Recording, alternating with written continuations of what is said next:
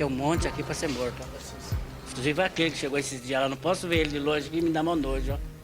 Aquele estuprador que matou a mulher lá no Maneco do Parque lá. Dá nojo quando eu vejo esse cara.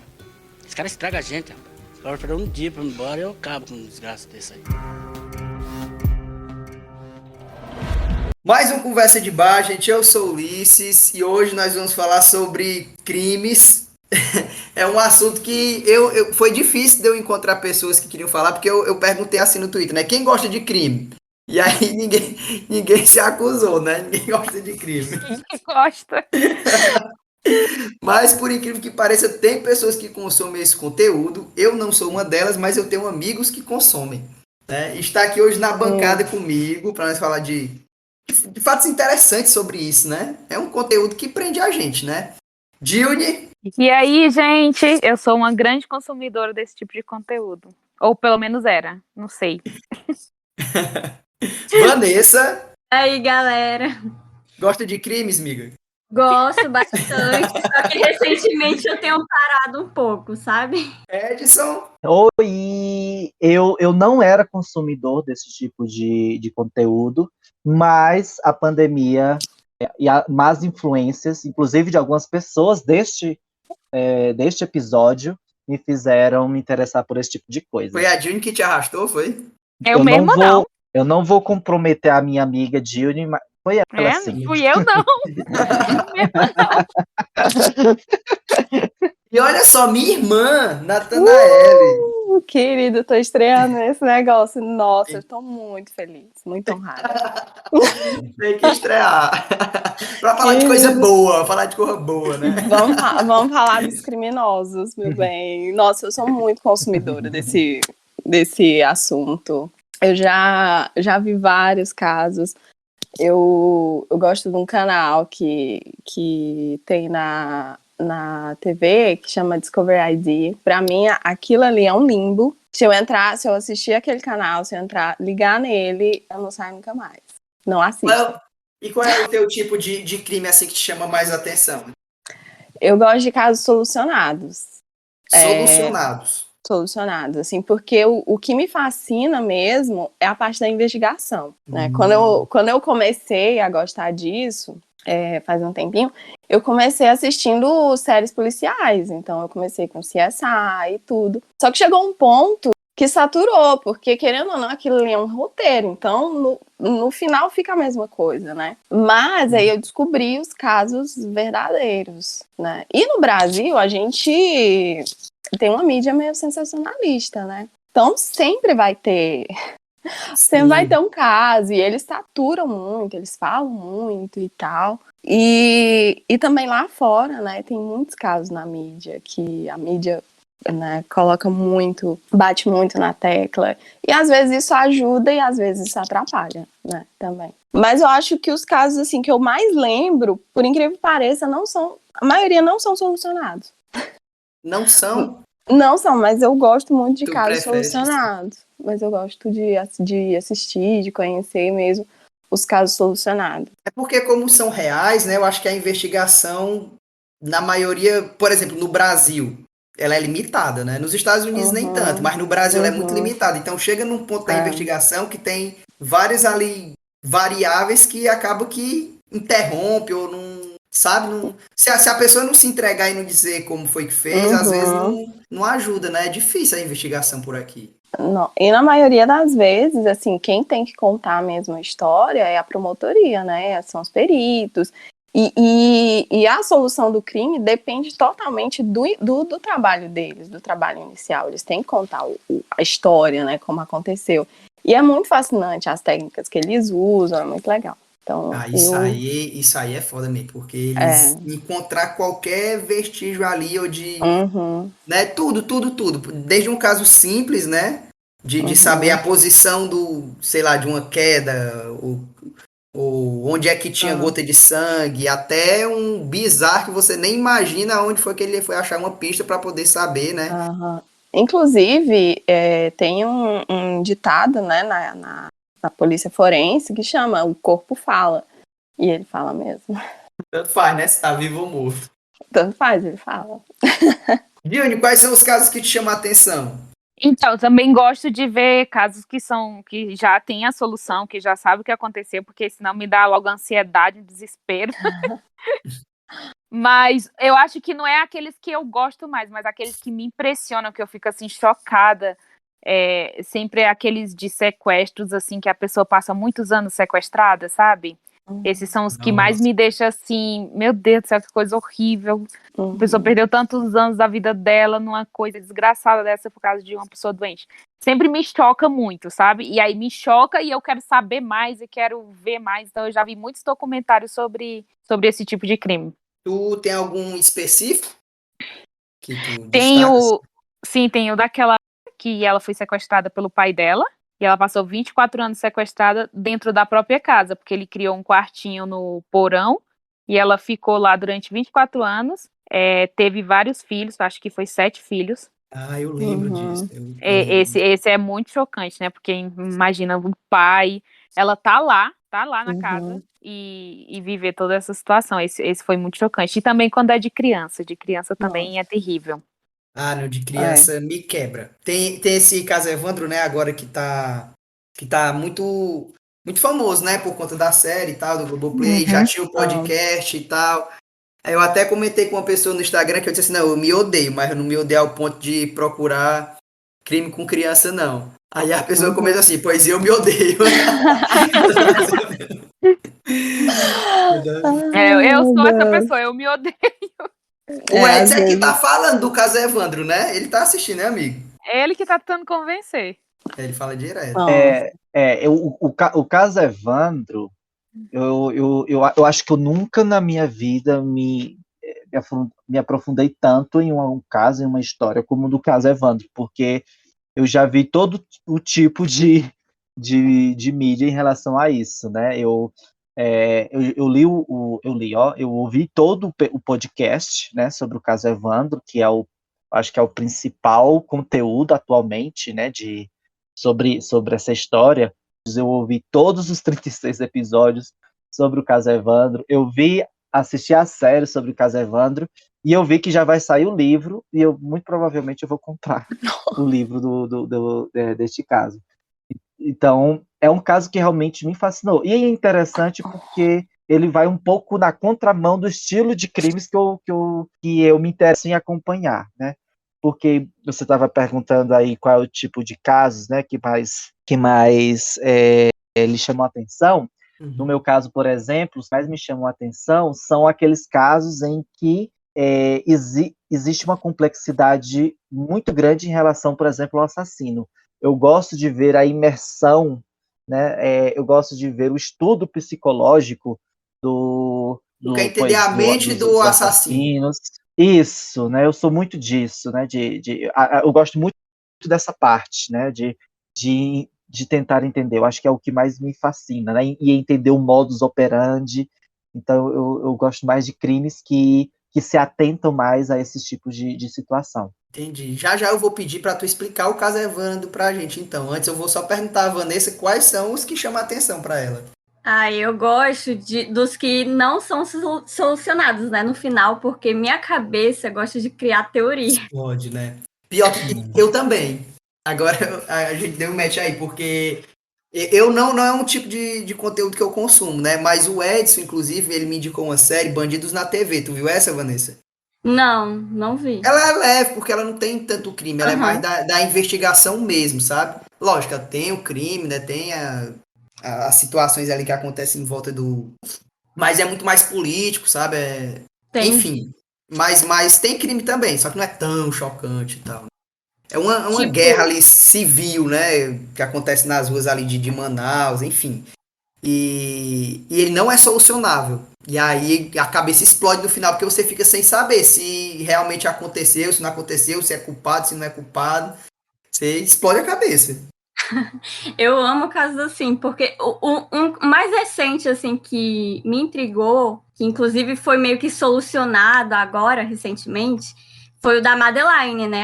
A meninazinha que desapareceu no quarto do hotel enquanto os pais estavam juntando com os amigos. Aí o caso foi considerado sequestro, né? Mas muita gente também culpava os pais. Aí até hoje ainda fica aquela dúvida: será se foi os pais? Será se realmente foi sequestro? Porque recentemente saiu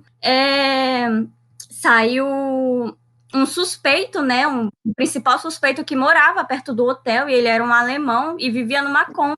E a ficha dele era suja, né?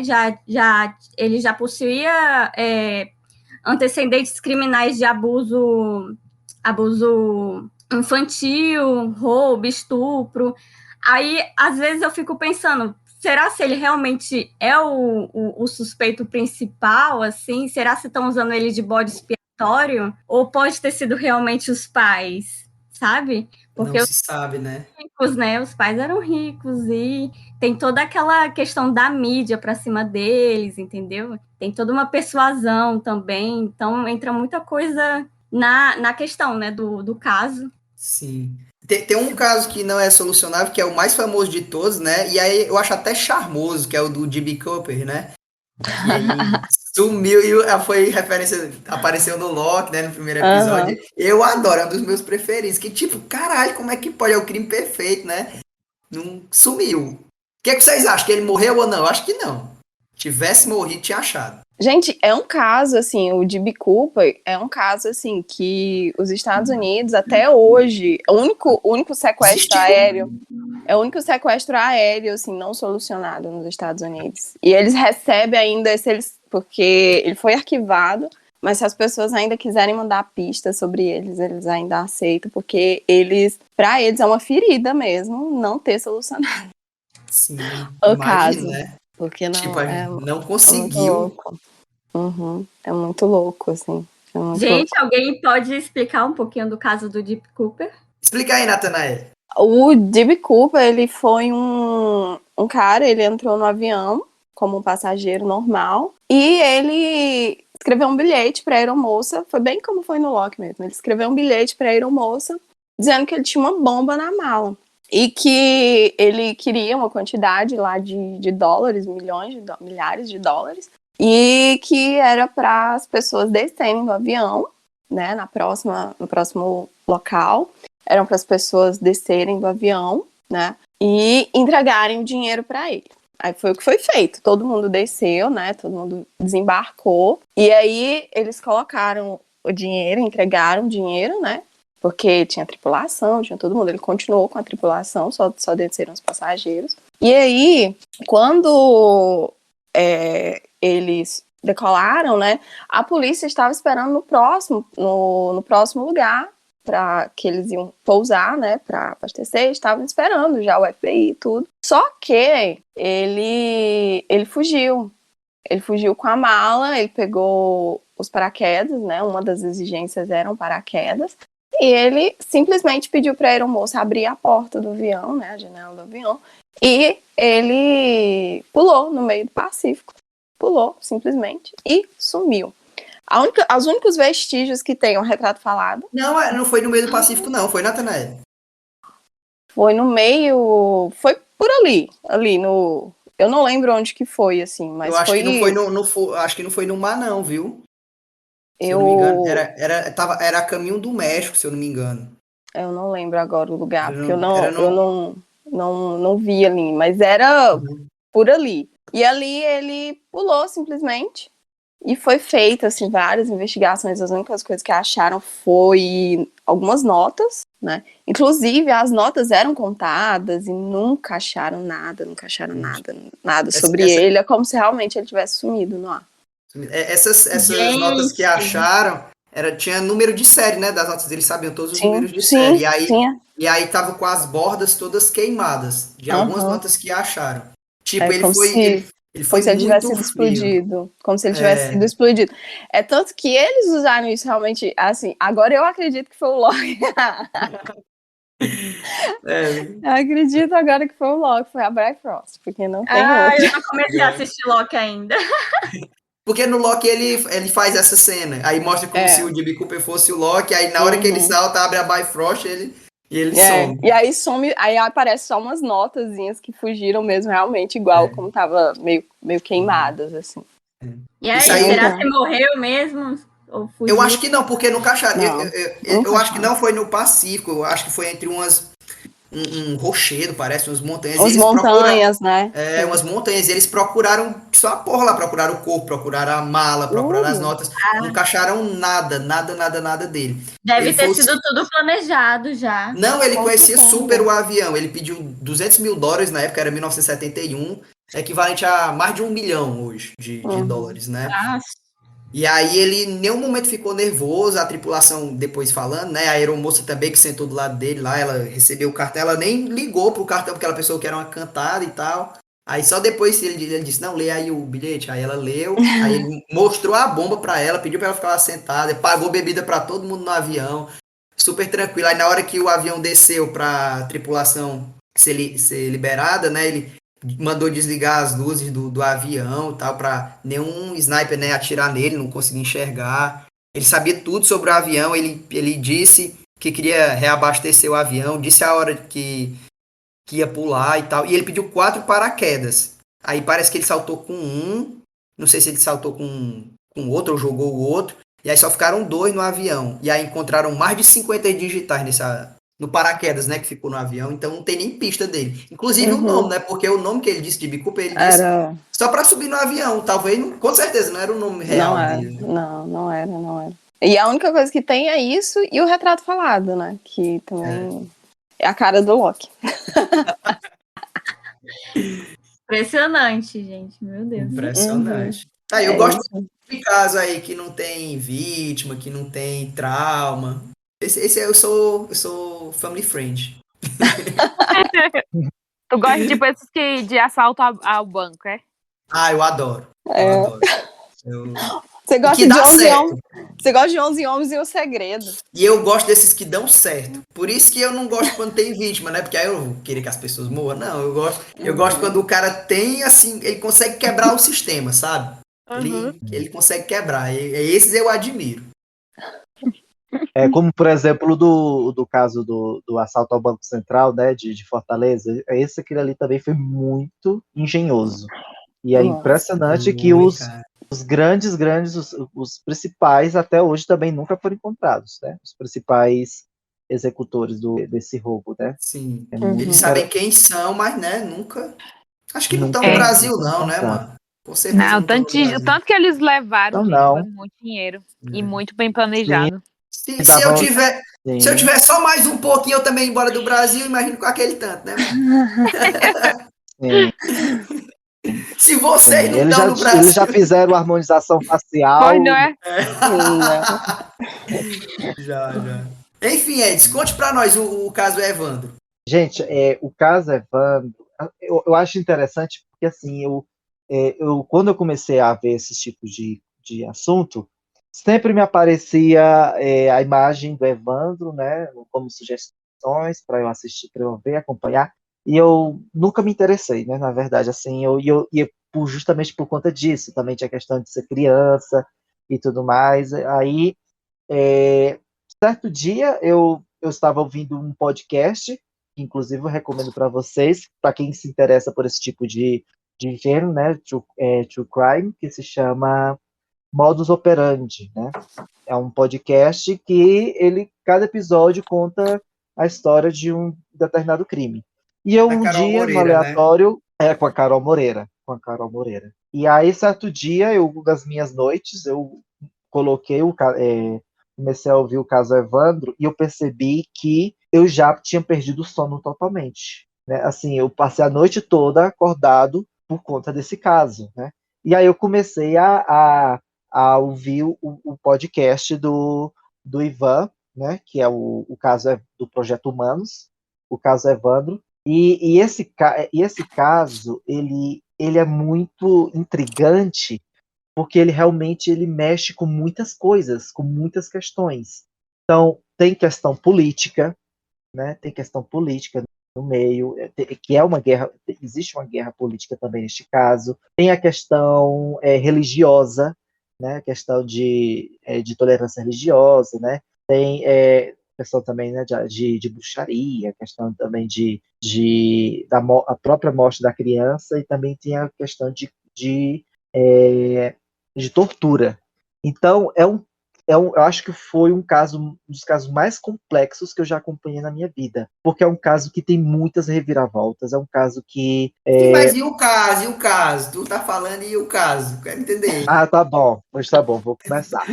Então, o caso foi o seguinte, né? Em 1992, no dia 6 de abril de 1992, o Evandro, ele saiu de sua casa para ir para o colégio, né, onde ele estudava. A mãe dele trabalhava nesse colégio como secretária, e ele, quando chegou no colégio, se deu conta de que ele tinha esquecido seu minigame. E ele resolveu voltar para pegar o minigame. Pediu as chaves da mãe, a mãe dele deu a chave, e ele foi atrás do minigame. E a mãe dele, quando terminou, né, o seu trabalho, voltando para... Ela já estava achando estranho que não tinha visto mais o Evandro, né, no colégio, e quando chegou em casa, ela também não o viu, e ela viu que o minigame estava no mesmo local onde tinha deixado, ou seja, o Evandro, ele não tinha voltado para casa. Então, a partir desse dia, começou-se buscas, né, pelo menino, procura pelo menino, por toda a cidade, e foi algo que repercutiu muito na cidade de Guaratuba, né, que é uma cidade que fica no sul do Brasil, e isso tomou proporções muito grandes, as pessoas estavam muito aflitas em relação a esse caso, né, o desaparecimento dele. E devemos lembrar de uma coisa, que os anos 90, ele é um ano que ficou conhecido por sequestros de criança. Os anos 90 foram os anos em que mais desapareceram crianças no Brasil, né? Então, e as pessoas daquela época já tinham isso muito forte na sua mente, né? É naquela época, por exemplo, que a gente ouvia aquelas histórias do carro preto. Todo mundo aqui já ouvia a história do carro preto. É um carro com um Opala preto, com uma pessoa que vai sequestrar uma criança para roubar os órgãos. Então, tipo, esse tipo de caso, né, era muito forte no imaginário da população, porque desaparecia realmente muitas crianças dos anos 90. E Era aí, até diga. associado a rituais satânicos, né, e tudo mais. Sim, né, exatamente. E também existe também essa outra questão, que isso começou nos anos 70 nos Estados Unidos, né? Final dos anos 70 e começo dos anos 80, inclusive tem um livro que fala somente sobre isso, sobre casos que são relacionados à bruxaria, e que, na verdade, a grande maioria, se eu não me engano, 95% destes casos, não tinha nada a ver com bruxaria, mas as pessoas tinham muito medo, porque se falava muito de bruxaria, e as pessoas associavam qualquer crime de desaparecimento de criança a rituais de bruxaria, sendo que eram pouquíssimos os casos. Então ele desapareceu, né, no dia 6 de abril, e encontraram o corpo dele no dia 11 de abril. Aliás, sim, do dia 6 ao dia 11, ou seja, 5 dias depois, né? 5 dias De depois busca, né? do desaparecimento dele. E encontraram ele em uma mata, né? Foram por conta de que havia uns urubus, né, em um determinado local, e as pessoas foram seguindo por esses urubus para ver o que era, e encontraram o corpo do menino. E, gente, o corpo do menino, a forma como ele foi encontrado, assim, é assustador, né? O Evandro, né, ele foi encontrado sem os olhos, sem as mãos, né, as mãos decepadas, sem os dedos dos pés, com o estômago totalmente aberto, o estômago totalmente aberto, sem as vísceras, e ele estava em um estado totalmente irreconhecível, estava escapelado, sem a pele, assim, Esfolado. ele estava em um estado realmente irreconhecível, assim, isso assombrou muito a cidade, porque foi horrível a forma como encontraram o corpo dele. E sem os cabelos também, né? Não tinha cabelo no corpo dele. Sem um couro cabeludo. Então, depois disso, começou-se uma investigação. E aí eu não sei nem por onde é que eu começo, né? Então, começou-se a investigação, né? É importante saber de uma coisa que eu não sabia disso, né?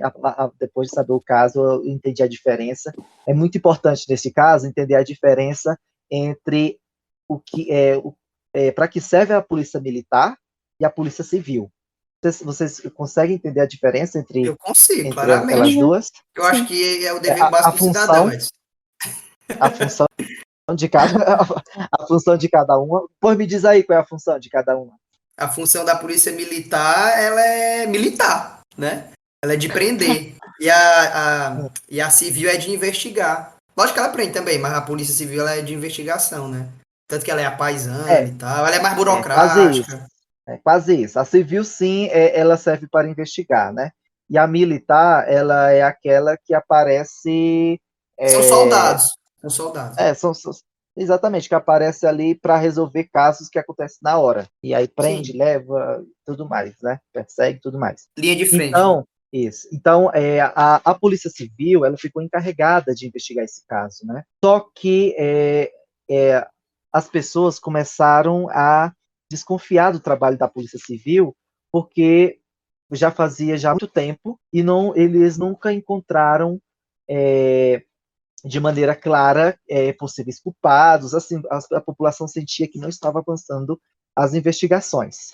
E aí entra a figura de uma pessoa que era primo do Evandro, né? Primo, tio. Ele era primo, mas ele se dizia tio. Tio do Evandro, que ele era filho de um antigo prefeito da cidade de Guaratuba. E ele começou a querer fazer uma investigação própria, porque ele já foi policial militar também, então ele queria investigar o caso, porque ele sentia que a Polícia Civil não estava fazendo o trabalho dela direito. Então, o próprio... como é que eu falei o nome dele? Tio Eu dele. falei o nome dele? Não, Não. O próprio... Não, né? Agora me esqueci o nome dele. O primo dele, né? O tio dele, ele resolveu entregar, ele fez, na verdade, É o toda uma Diógenes. investigação. Diógenes, isso. Tu Diógenes, ele fez acompanhou, Diogo, esse caso? Tu já assistiu? Não, mas eu escutei o episódio do Modus Operandi que falava sobre esse caso. Tá. Aí, gente, então o Diógenes, ele fez realmente, assim, todo um apanhado de investigação que ele fez e entregou para a polícia militar. Isso em maio, em final de maio de 1992. E aí a polícia militar prendeu, no dia 2 de julho, a mulher do prefeito, a filha do prefeito, né, a mãe e a filha, e prenderam mais um pai de santo, não, aliás, 2 pais de santos, e mais, ao final, prenderam 7 pessoas. Prenderam sete pessoas no dia 2 de julho. E aí tem toda uma questão aí sobre o que foi que aconteceu durante todo esse dia, esse acontecimento. Na verdade, os pais de santo, né, o pai de santo, ele foi preso no dia antes, no dia 1º. No dia 2 de julho, aconteceu as chamadas confissões, né? Eles confessaram o crime, contando tudo o que aconteceu, isso, de como mataram a criança, de como fizeram o ritual, disseram que fizeram um ritual de bruxaria para poder trazer prosperidade política para o prefeito de Guaratuba. Sério isso? Meu Uhum. Deus! Eles fizeram um grupo de pessoas com...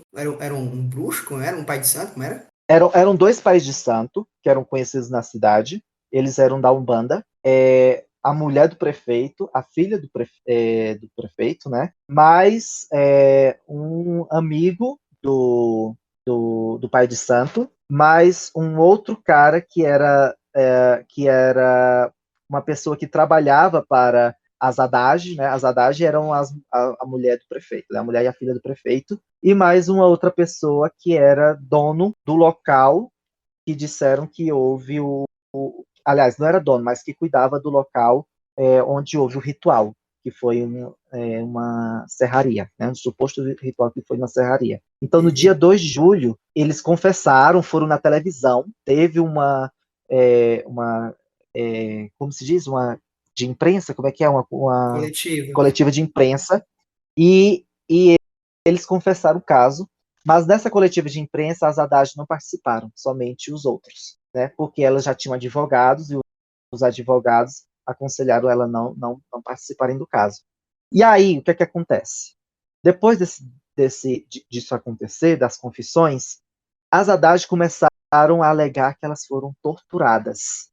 Elas começaram a alegar que foram torturadas no dia 2 de julho pelos policiais militares. E aí, depois de um bom tempo, os demais presos, começaram também a dizer que foram torturados. Eles confessaram o crime Gente, eu não por vou meio dar de minha opinião, tortura. não, porque pra mim, foda-se se eles foram torturados, ó. Como assim? Eles fizeram ritual com a criança. Eles todos fizeram ritual com a criança. Deixa eu ver se eu entendi. Mas- Mataram a Mas, criança Ulisses, desse jeito aí e foram Mas, torturados, é Ulisses, isso? não, não, Eu entendi não foi errado. isso. Entendeu? Então explica, Edson. eu tô dizendo, eles disseram que alegaram que foram torturados Mas para poder depois do confessar. crime ou pra. Pra confessar. Entendi. Caralho, então eles Né? foram Eles torturados pra disseram falar isso. Eles não fizeram isso. isso, exatamente. Eles disseram. Que susto. E aí, gente, a partir daí começou aí uma grande disputa judicial, uma grande disputa política também, né? Porque os políticos do Paraná começaram a se envolver também no caso para poder livrar as Haddad e também outros políticos que eram contra o prefeito. Então começou realmente uma coisa que parece teorias de conspiração. E o curioso desse caso, assim, a complexidade da época da investigação era que você tinha duas, na verdade, grandes conspirações, Duas entende? versões. Se você, por exemplo, Entendi. As entendeu? duas versões eram conspiratórias, né? Exatamente. As grandes versões eram conspiratórias, tipo, coisas assim absurdas. Por exemplo, se O que foi que você. aconteceu, Edson? O que foi que aconteceu? É porque eu não quero dar spoiler. Eu posso dar spoiler? Eu conto, gente, o que aconteceu? Pode, Olha, eu Então já tá. sei, mesmo assim. pode, Ó, Vanessa. então pronto. Então, ó, elas ficaram presas. Ó, elas ficaram presas. Não, porque as conspirações que tinham era, por exemplo, se você ficasse do lado das Haddad, você estaria dizendo que a polícia a polícia e Entendi. É contra a os polícia, né? opositores estavam conspirando contra elas. Ou que se você ficasse do lado do Diógenes, por exemplo, que era o principal acusador, você estaria dizendo que elas fizeram um ritual satânico. E tem uma observação. Naquele dia, este caso não foi o único caso de desaparecimento da região. 7 crianças desapareceram naquela região. Então houve aí um simbolismo muito forte, porque como estava sendo narrado o caso, prestem bem atenção, 7 crianças desapareceram, o ritual aconteceu no dia 7 de abril, às 7 horas da noite, com 7 pessoas envolvidas, os nomes das crianças tinham 7 letras, Evandro tinha 7 letras, tinha uma outra, acho que era Rodrigo, e também Então levava tudo a acreditar que o ritual aconteceu, é isso? exatamente, na cabeça, no imaginário da população, isso aconteceu realmente, entendeu? Então, Entendi. todos ficaram presos, né? Em 1998 houve um julgamento, né? Houve um julgamento, e aí elas foram. Gente, eu vou acabar resumindo o caso, porque é cheio de coisas.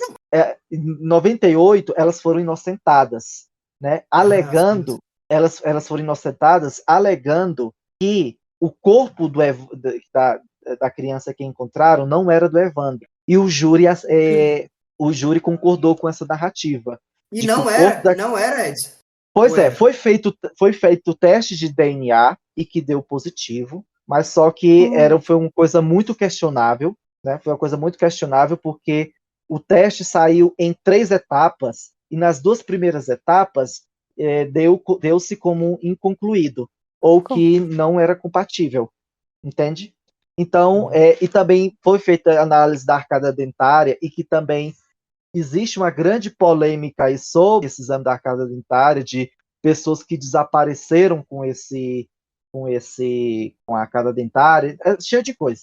Então acabaram convencendo de que a criança não era dele, não era do Evandro, né? E aí os promotores entraram com recurso e em 2004 começou um novo julgamento. E aí nesse novo julgamento, 3 pessoas que estavam envolvidas nesse caso foram inocentadas. E aí, quando foi em 2005, houve outro julgamento, e aí as outras pessoas foram acusadas, né, pelo crime. E por último ficaram as Adages, né, que eram a mãe e a Como assim filha. acusadas? Foram culpadas? Foram considerados culpados os outros. Sim, O julgamento delas foi em 2011, foi o último. E a mãe, E o crime como foi em ela 92, né? 91, 2, 92? para vocês verem, Meu 92. Deus. Em 2011, a filha foi considerada culpada. E a mãe, ela não. O crime prescreveu para ela porque ela já tinha passado dos 70 anos. Entendem? Então, e aí o que é que aconteceu? E aí, o que me deixou assim muito intrigado nesse podcast é que o Ivan, né, o criador deste podcast, ele investigou o caso de todas as esferas. E aí, lá pelo episódio 25, acontece um plot twist muito grande, né? Lá no episódio 25, ele fala que encontraram umas fitas, e nessas fitas mostram que as 7 pessoas que estavam lá foram torturadas. Porque havia uma fita com as Haddad, com todos eles, confessando, né? Essa fita que as pessoas utilizaram para dizer que realmente foram eles que cometeram o crime. Mas aí ele encontrou fitas antigas, né? Que mostram que todos eles foram torturados. E Quem que foi que mostra cometeu o crime? E aí é que está a questão. Porque Ninguém olha o sabe. absurdo de tudo isso. Porque começaram a falar, as pessoas a se entreter, por dizer assim, com esse caso, com um caso que realmente não aconteceu como aconteceu, e está aí o culpado até hoje. Não sei se morreu ou se está livre, mas ele nunca foi preso por isso. Entendi. Entende? Porque levaram para um caminho totalmente bizarro e quem fez. Exatamente. Puta. Exatamente. Por puro preconceito religioso, porque eles queriam associar os rituais da Umbanda e Candomblé com bruxaria, por questões políticas, né? Por questões políticas também. Então, é um caso que pois, é de se lamentar. E é um caso que mostra o quão falha é a justiça brasileira. Isso é um absurdo. Ninguém vai apagar o que foi que aconteceu. Gente, os relatos das torturas que eles sofreram, assim, você fica assim indignado com a polícia militar. E aí entra uma avaliação que é muito pertinente, que a polícia militar de 1992 era a mesma polícia treinada pela ditadura. É tanto que naquela época eles não falavam a palavra tortura, porque eles não concebiam como tortura aquilo ali. Porque para os militares, torturar é uma forma de investigar. Então, mostra aí também um pouco também dessa herança maldita da ditadura militar, né, que é a tortura. E, gente, se vocês não têm paciência de ouvir o podcast, vejam a série da Globoplay, né, o caso Evandro. Vale muito a pena. Né? Eu nunca Você fica imaginei que realmente... fosse isso. Eu não sabia que era isso. Nunca Sim. imaginei. Então, tipo, o caso Evandro, na verdade, a morte do Evandro em si, na verdade, é obviamente uma bárbara, cruel, mas o contorno político, o contorno aí da investigação se tornou muito mais discutido do que a própria morte do Evandro, né? Por toda a história de como tudo aconteceu. Mas tem cada minúcia aí que é de cair o queixo, entende? Então, eu acho que assistam para que vocês entendam um pouco melhor, né? Esse seriado da Globoplay. Sim. Já sei que se eu começar a assistir, eu vou cair num limbo sem fim. Porque Não, é o que a gente tava O falando, né? Acho que... O Edson tá nesse limbo ainda. Não, o Edson tá ali, viu? não, gente, eu tô. E é incrível que, tipo, no podcast, você vai assistindo, né? Você vai ouvindo, aliás, e no final acontece uma coisa que você fica, puta que pariu. Aí você já é levado pro episódio seguinte. E aí vai levando e vai levando, e daqui a pouco você vê que já tá vivendo ouvindo isso. Mas eu acho Entende? que esses casos reais, né? É isso que acontece. Né? Sempre a próxima pista faz com que você fique preso naquela investigação ali. Você não consegue Sim, sair. eu acho que isso é interessante das investigações, né? Porque e é interessante porque o Ivan, ele era muito imparcial, né? Ele levava em consideração os dois lados e ele ia a fundo na história em cada versão, entendeu? Então, dá para entender no podcast que ele era inclinado a acreditar de que as Abages realmente não cometeram crime, mas ficou mais claro, obviamente, depois dos vídeos, das fitas que encontraram em relação à tortura. E aí, gente, e aí você vê as inúmeras contradições que aconteceram. Esse caso é cheio de contradições por todo lado. Por Gente, é exemplo, muito fácil de me enganar. Se a pessoa, não, esse aqui cometeu o crime, eu disse, não, então pronto, beleza, acabou aqui. Pra mim que eu não, falo, né, elas fizeram o ritual, puta, cara, como é que elas fazem um negócio desse, cara? Acabou aí pra mim não, já. pois é, Nunca, eu nunca leve. passei, Eu sou brasileirinho, viu? não, eu passei a Nunca vá metade, para um júri. eu passei a metade do podcast acreditando que elas eram culpadas, entende? Eu passei a metade Entendi. do episódio acreditando, até que ele mostrou aquelas fitas aí que realmente você fica. E aí você vê que as contradições começam a cair quando a fita é mostrada. Porque, por exemplo, quando eles confessaram o crime, eles disseram, por exemplo, que tinham capado o menino, né? Que tinham tirado o pênis do menino. Por que eles disseram isso? Os policiais militares, eles tiveram acesso ao documento forense, né, de quando encontraram o corpo, e lá dizia que o menino não tinha pênis. Então, aí os acusados disseram que tinham cortado o pênis do menino. Só que quando foram fazer a perícia, descobriram que o menino tinha pênis. É porque o pênis entrou para dentro do corpo. Me faço entender? Meu Deus. Entendi. Então, tipo, aí você começa a ver que aquelas contradições começam a fazer sentido, porque eles realmente foram torturados. Os policiais militares começaram a montar a narrativa e queriam, nas torturas, fazer com que eles dissessem tal como eles tinham imaginado como aconteceu o crime. E E isso tudo, amigo, isso tudo pro benefício político, né, do Diógenes. da oposição lá, deles, né, da outra Do família, né? Diógenes, Meu Deus, exatamente. como é que pode? Então, é um caso assim absurdo, né? E é um caso assim cheio de, por exemplo, o médico que fez o corpo de delito nas Haddades, né? Que ele poderia dizer que elas realmente foram torturadas. No dia que ele foi dar depoimento, ele morreu. O cara que levou o corpo da criança da cidade para o IML morreu também assim, Todo mundo de morreu. morte súbita. É um caso assim que está cheio de acontecimentos que fazem com que você pense realmente que tudo aquilo ali tem a ver com teorias conspiratórias. É uma grande Entende? Então, conspiração. tudo é uma grande conspiração. É um caso Uhum. muito complexo, gente. Uhum. Então, eu acho muito interessante como foi abordado, né? Foi muito cuidadoso. Assistam, né? Ok, amigo. Assistam o caso Evandro. E aí eu sou facilmente enganado. Como eu falei, a Nathanael falou que eu não posso ir pro júri, eu já fui pro Não júri, vá. gente. Eu já Meu fui, Deus. eu fui chamado. Aí eu falei pro juiz, olha, eu não tenho. Eu levantei, né? Tem que levantar lá. Uhum. Se alguém disser o quê? Eu levantei e disse, eu não tenho capacidade de julgar esse caso, não. Aí perguntou por quê? Eu disse, não, eu já tenho opinião formada sobre ele. E eu conhecia realmente o cara, eu sabia o que tinha acontecido e tal. Só que assim, lógico, eu não sabia o que tinha acontecido de fato. A gente ouve falar, como é cidade pequena, né? Interior, todo mundo sabe, todo mundo ouve falar. Eu disse, não, eu já tenho a minha opinião formada. Aí disse, como é que você tem sua opinião formada? Ele nem começamos aqui o julgamento. Eu disse, não, mas eu já ouvi falar. Já. Aí disse, então você não pode mesmo não, sai fora aí. Mas o juiz fica puto quando isso acontece.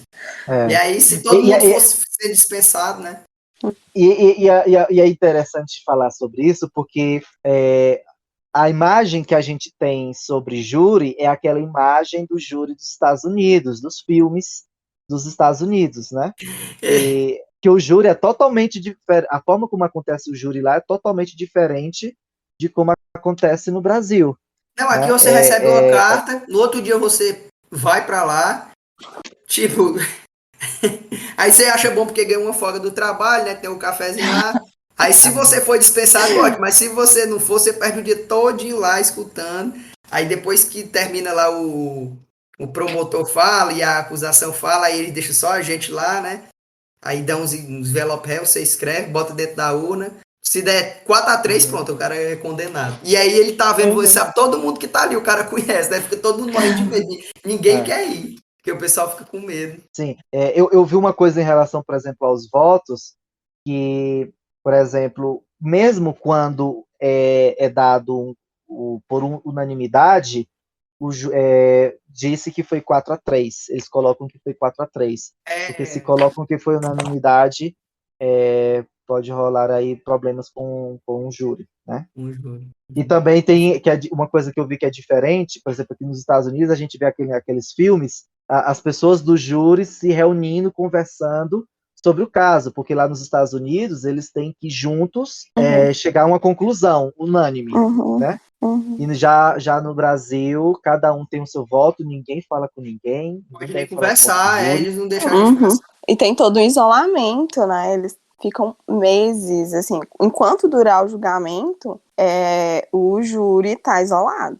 Aquele do O.J. Simpson, vocês ligam?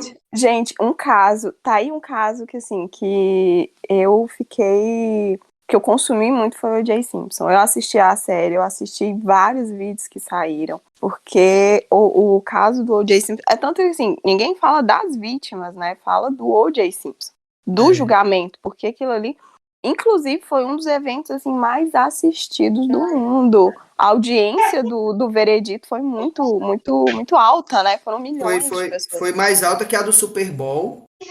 E da Copa, no dia da perseguição dele, no dia da perseguição do O.J. Simpson, foi o dia do primeiro dia, né, da Copa do Mundo nos Estados Unidos. Isso. E aí deu mais audiência. Deu mais audiência a perseguição, né, policial, a corrida lá atrás do carro dele, porque é o jogo.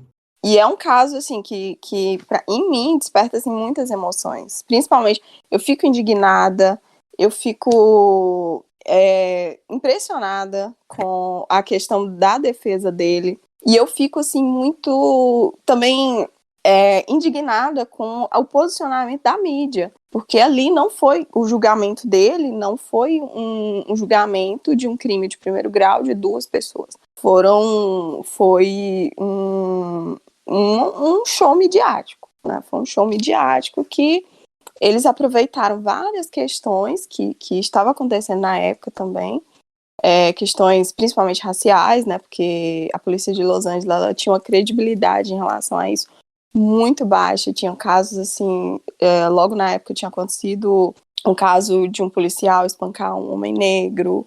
Então, a defesa dele pegou isso e levou para o caso para tirar realmente todo o foco, né, da investigação. E é muito impressionante com tanto de indício, porque a promotoria, ela monta uma teoria, ela tem uma teoria. Toda promotoria, ela tem uma teoria, só que ela precisa de provas para montar aquela história, né? E, assim, existem muitos indícios, existem muitas provas, existem muitas evidências. Só que a prova ela tem que ser irrefutável, né? E chegou no nível que tiveram vários acontecimentos que as provas já não valiam mais nada. Muito por causa tinha sangue lá dele, né? Tinha o DNA, o sangue dele na luva e tudo. Na verdade, assim, existiam as evidências eram a pegada, né? Existia uma pegada de um sapato que só nos Estados Unidos, que o O.J. Simpson tinha, e nos Estados Unidos só existiam mais 300 pares daquele sapato, né? Tinha um gorro que estava lá na cena do crime, tinha a luva, que se você pesquisar no Google, a primeira coisa que aparece é a foto dele com a luva, né? Usando a luva. E tem o dedo dele estava machucado, né? Inclusive, uma das anotações do relatório da perícia é que o assassino, ele provavelmente ele se feriu na mão esquerda, né? Justamente o dedo dele que estava Ele tava machucado. machucado.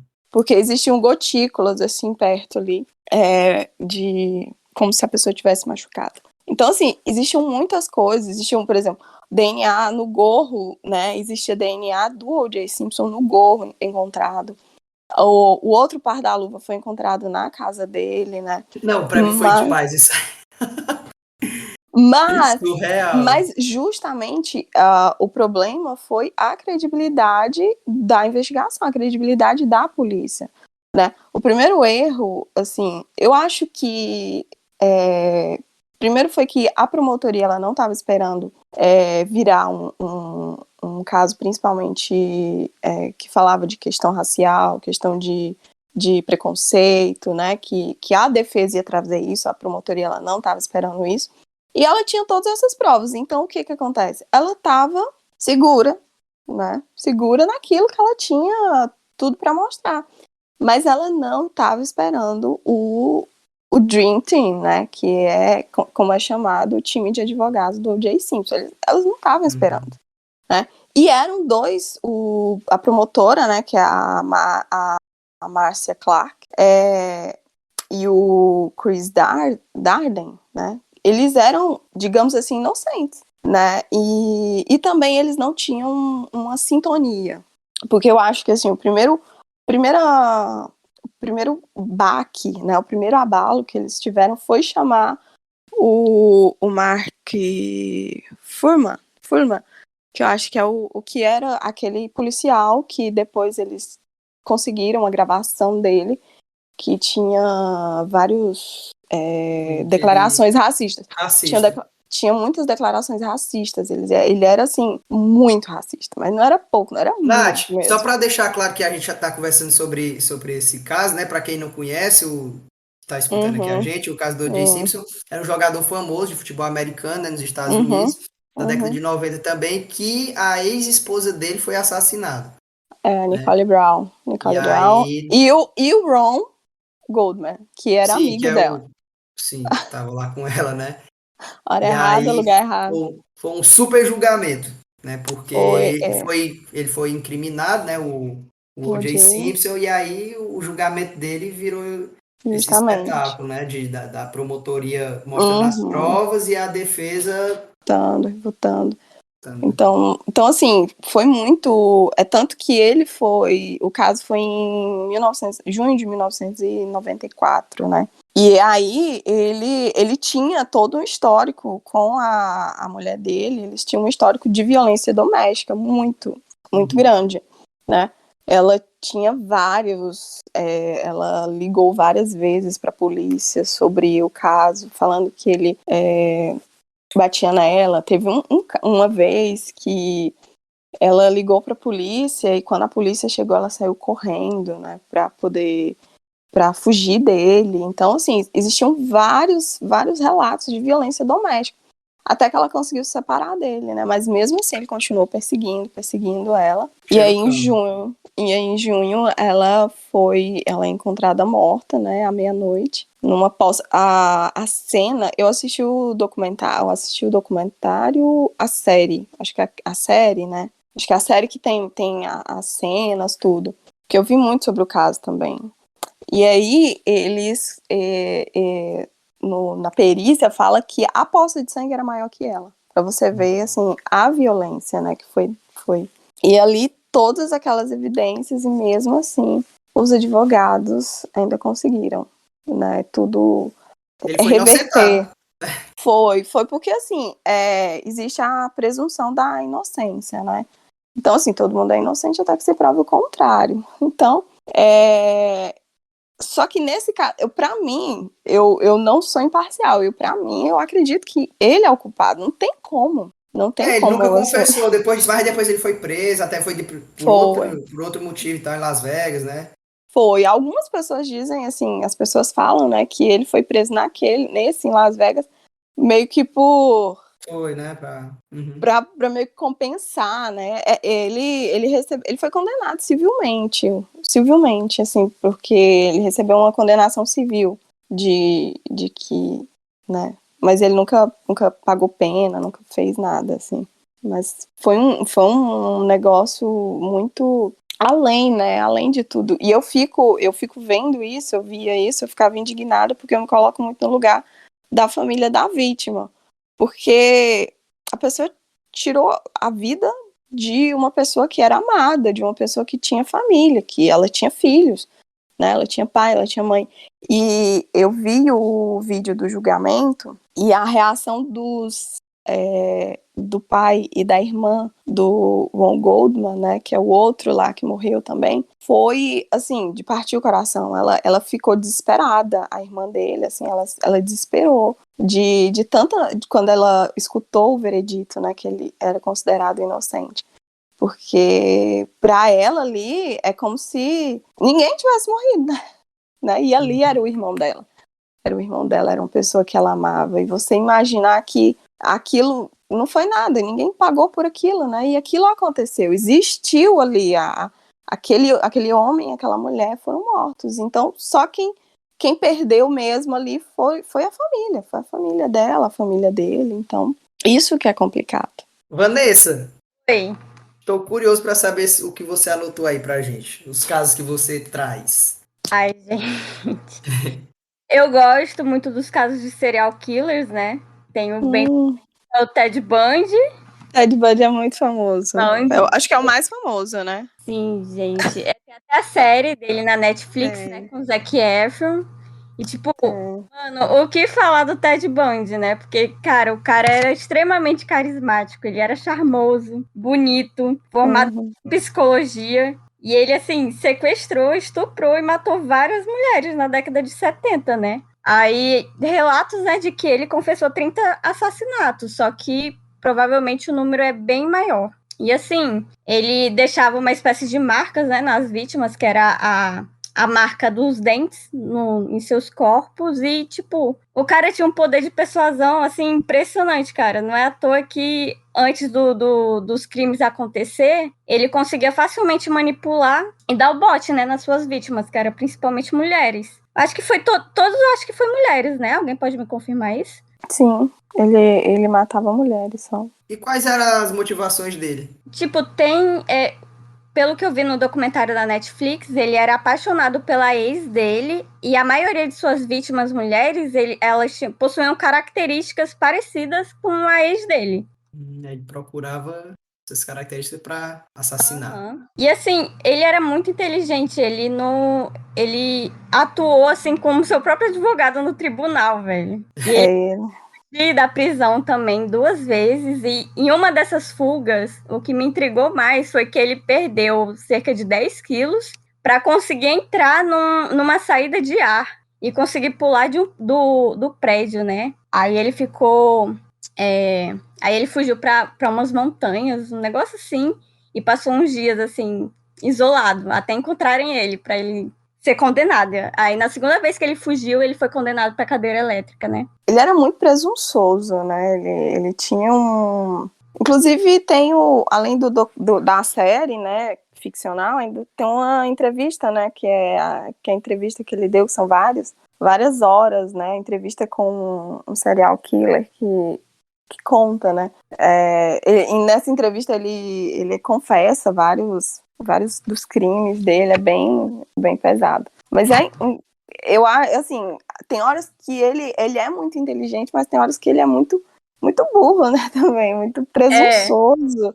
Porque ele foi preparar a própria defesa dele, porque ele achava que ele era mais inteligente que todo mundo, né, e não adiantou muito, não. Mas também não tinha muito o que fazer também, né?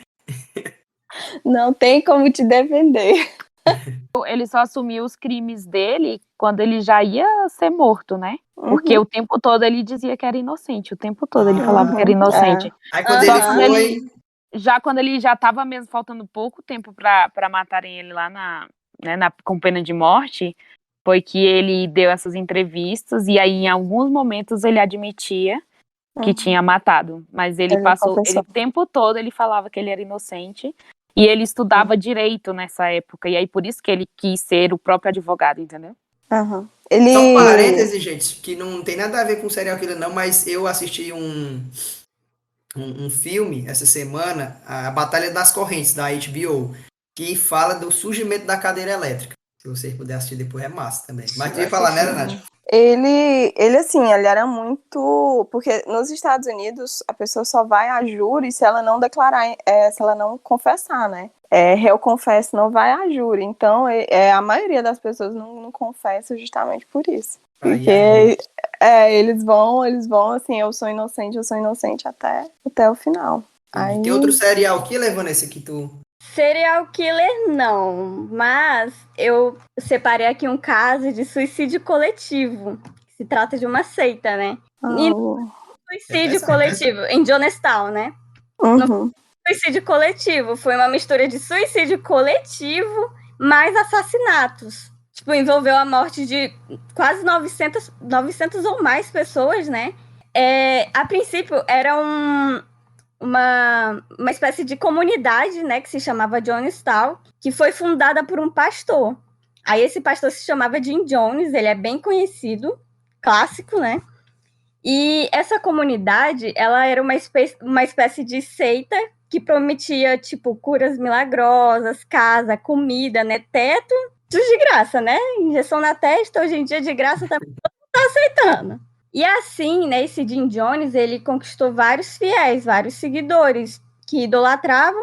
E só que com o tempo, né, essa comunidade que vivia de certa forma isolada, eu não lembro bem, eu acho que ficava na Guiana, na fronteira da Guiana, um negócio assim. Não lembro. Guiana aqui, perto do Brasil? Era na Guiana. Era na Guiana, sim. Era aqui na América Latina. Na Guiana. Guiana Só aqui, que- América do Sul. Só que ele era americano e ele fez a sede mesmo, utopia, né, na verdade, dele aqui aqui na América Latina. Aí, tipo, essa comunidade que vivia, assim, isolada, começou a atrair a mídia, né? E começou a aparecer suspeitas de que essa seita possuía uma espécie de, tipo, regime ditatorial, né? E tem relatos de pessoas que tentaram fugir de lá e não conseguiram. E aí, com a pressão da mídia, o Jim Jones ele começou a colocar na cabeça dos seguidores, né, dele que os americanos eles estavam conspirando contra Jonestown. E que uma das soluções seria um suicídio revolucionário. E em uma das suas assembleias, que sempre tinha assembleia, dá pra gente comparar até com aquele filme Midsommar, né? Aí, em uma das suas assembleias, que acontecia sempre com frequência, ele obrigou todos a beber veneno e que quem hesitasse simplesmente morria a tiro. E foi assim, 900 pessoas morreram. Mais de 900 pessoas morreram. Ele convenceu muitas pessoas a cometer suicídio, né? Tomar lá uns negócios e tal. Foi muito chocante esse caso. E tem até o áudio da assembleia pela internet. Tem o áudio. E, gente, o poder de persuasão, meu Deus, é impressionante. O que eu acho chocante, gente, é isso. Quando é série, documentário e tal, é foda, né? Mas quando você vê aquele registro real, é diferente, né? Tu vê, Johnny, assim, as fotos, os vídeos, tu vê o que acontece de verdade? Eu via tudo, porque quando eu também me interessava por um caso, eu ia ver tudo que tinha. Então, por exemplo, Ted Bundy também, eu vi o documentário, vi o filme, vi a série, tudo que tinha eu assisti. Eu também sou dessas que vê. Quando é uma coisa eu que também. me interessa, aí eu vejo tudo e depois fico com pesadelos. Mas eu vejo. Tu vê, Edson? Não. Nossa, quando eu vi os vídeos, né, e as fitas das confissões e das comprovações de tortura, você se sente assim, porque você, caraca, tipo, justamente você Eu sente... tava sendo enganado também, né? Você se sente péssimo, né? Você se sente péssimo, mas a questão é, tipo, como você falou, tipo, quando você vê o documentário, você está acompanhando o caso, mas quando você vê um registro real do que aconteceu, parece que você fica mais imerso, né, no caso, você está pensando, caraca, isso é real, isso está acontecendo, né? Sim, Então, foda. É, Ei, Edson, é chocante. teve, Olha. teve um que tu me mostrou, um vídeo daqueles caras que entraram numa escola nos Estados Unidos, A e aí depois Columbine? e se matam na Columbine? Ah, biblioteca. Eu não Columbine. sei. Nossa, Columbine, teve o uma massacre. época, O Edson me mostrou teve uma isso época, aí. Caralho, é uma coisa ruim, mano. Eu vi os vídeos Esse também, as daí, fotos, esse daí muito esse daí puxado. também é muito pesado, viu? Uhum. Como é, Edson, isso é Tem, aí? pesado. Eu me tem a lembro. música, né, inspirada em Columbine. Uhum. Aham, Tu é conhece, de uma Vanessa? banda famosa. É, a gente pensa que ela é eu vi toda já. animadinha, toda animadinha. E aí? Ah, que pam para que É pesado que demais, né? pam para Aham, que é. É eu sei. pesado. Ah, né, né, eu sei qual é essa música, assim. Uhum, Também foi um dos primeiros que eu acompanhei, né? uhum. Foi um dos primeiros casos que eu acompanhei que realmente foi chocante como tudo aconteceu, né? Que eram dois adolescentes, né? Que eles eram vítimas de bullying na Uhum. escola em Columbine. Eles também as pessoas associam muito, né? Ao fato de também eles estarem sempre com jogos de violência. Eles Ah, compravam foi. armas, né? Então, eles tinham um histórico assim bem pesado, né, na vida deles, assim, em Eles tinham relação a Mas tudo. aqui depressão. eles falam que é porque eram dois, né? Um deles tinha depressão Isso. e o outro Isso. tinha realmente era como psicopatia. Então falaram que A foi gente vê que um como incentiva, juntar, né, amiga? foi como Um juntar incentivou ao justamente, outro. porque o que tinha depressão, ele já estava mesmo assim, foda-se, né? Ele estava muito mal. E o Uhum. outro, que tinha Aham. psicopatia, incentivou aí a, tipo, tu quer morrer, mas vamos fazer isso de outra maneira, entendeu? Sim, A Vanessa sim. falou aí do serial killers, eu lembrei de um brasileiro, Pedrinho Matador, que eu assisti uma entrevista dele outro dia. Esse é o maior do Brasil, né? É o maior do O maior Brasil, serial né? killer. Ele Serial killer até do perdeu Brasil. as contas aí de quanto ele matou. Acho Porque que ele eu vi um matou. vídeo, acho que eu vi um vídeo recente dele, assim, mas eu Eu vi, não. foi uma entrevista recente que ele deu. Uhum. E, inclusive, queriam até. Ele fala, né, que queriam implantar a pena de morte só com ele aqui no Brasil, mas enfim, É, não sim. fizeram, né? Uhum. Aí ele fala dos assassinatos. O primeiro assassinato dele, ele disse que era. Não sei se ele era criança ainda. E aí um primo dele fez alguma coisa com ele lá e ele moeu o cara na máquina, aquelas máquinas de moer cana. Enfiou o braço dele todinho e aí moeu e disse, rapaz, eu acho que ele passa todinho aqui. Aí passou. Aí Uhum. ele não passou todo, aí ele cortou na faca. E ele disse que não sentiu absolutamente nada. Ele disse que matava qualquer um assim, Justamente. não sentia nada, né? Matou o próprio pai, né? Porque parece que o pai dele matou a mãe dele, aí depois ele foi preso e ficou na mesma prisão que ele. Ele arrumou um jeito lá de chegar até a cela do pai dele e matar ele. E o que eu acho interessante aqui nessa entrevista que eu vi dele, até hoje parece que não tem um arrependimento, sabe? Ele fala, ele quer justificar o que ele fez Uhum. em várias horas ele tenta justificar. Não, mas eu matei por isso, o outro eu matei por isso. Todos tinham uma justificativa. Ele falou que às vezes ficava com vontade de matar uma pessoa porque não apertava a mão dele direito, sabe? Sabe Mas quando não aperta é, firme, né? Ele, ontem eu vi uma entrevista com uma psicóloga que ela fala justamente sobre isso, sobre a mente psicopata, né? E ela fala que a pessoa nasce com isso, esse problema, né? E ela fala que, por exemplo, eles fazem teste com pessoas, né, com psicopatas e pessoas normais. E, por exemplo, a área de sentimentos de um psicopata, ela não é ativada, ela é como se ela não existisse. Então, por exemplo, quando você vê certas fotos, você vê certas cenas, você sente, é como se o seu cérebro assim acendesse uma luz daquilo que você está sentindo. O psicopata é como se ele estivesse vendo um pôr do sol.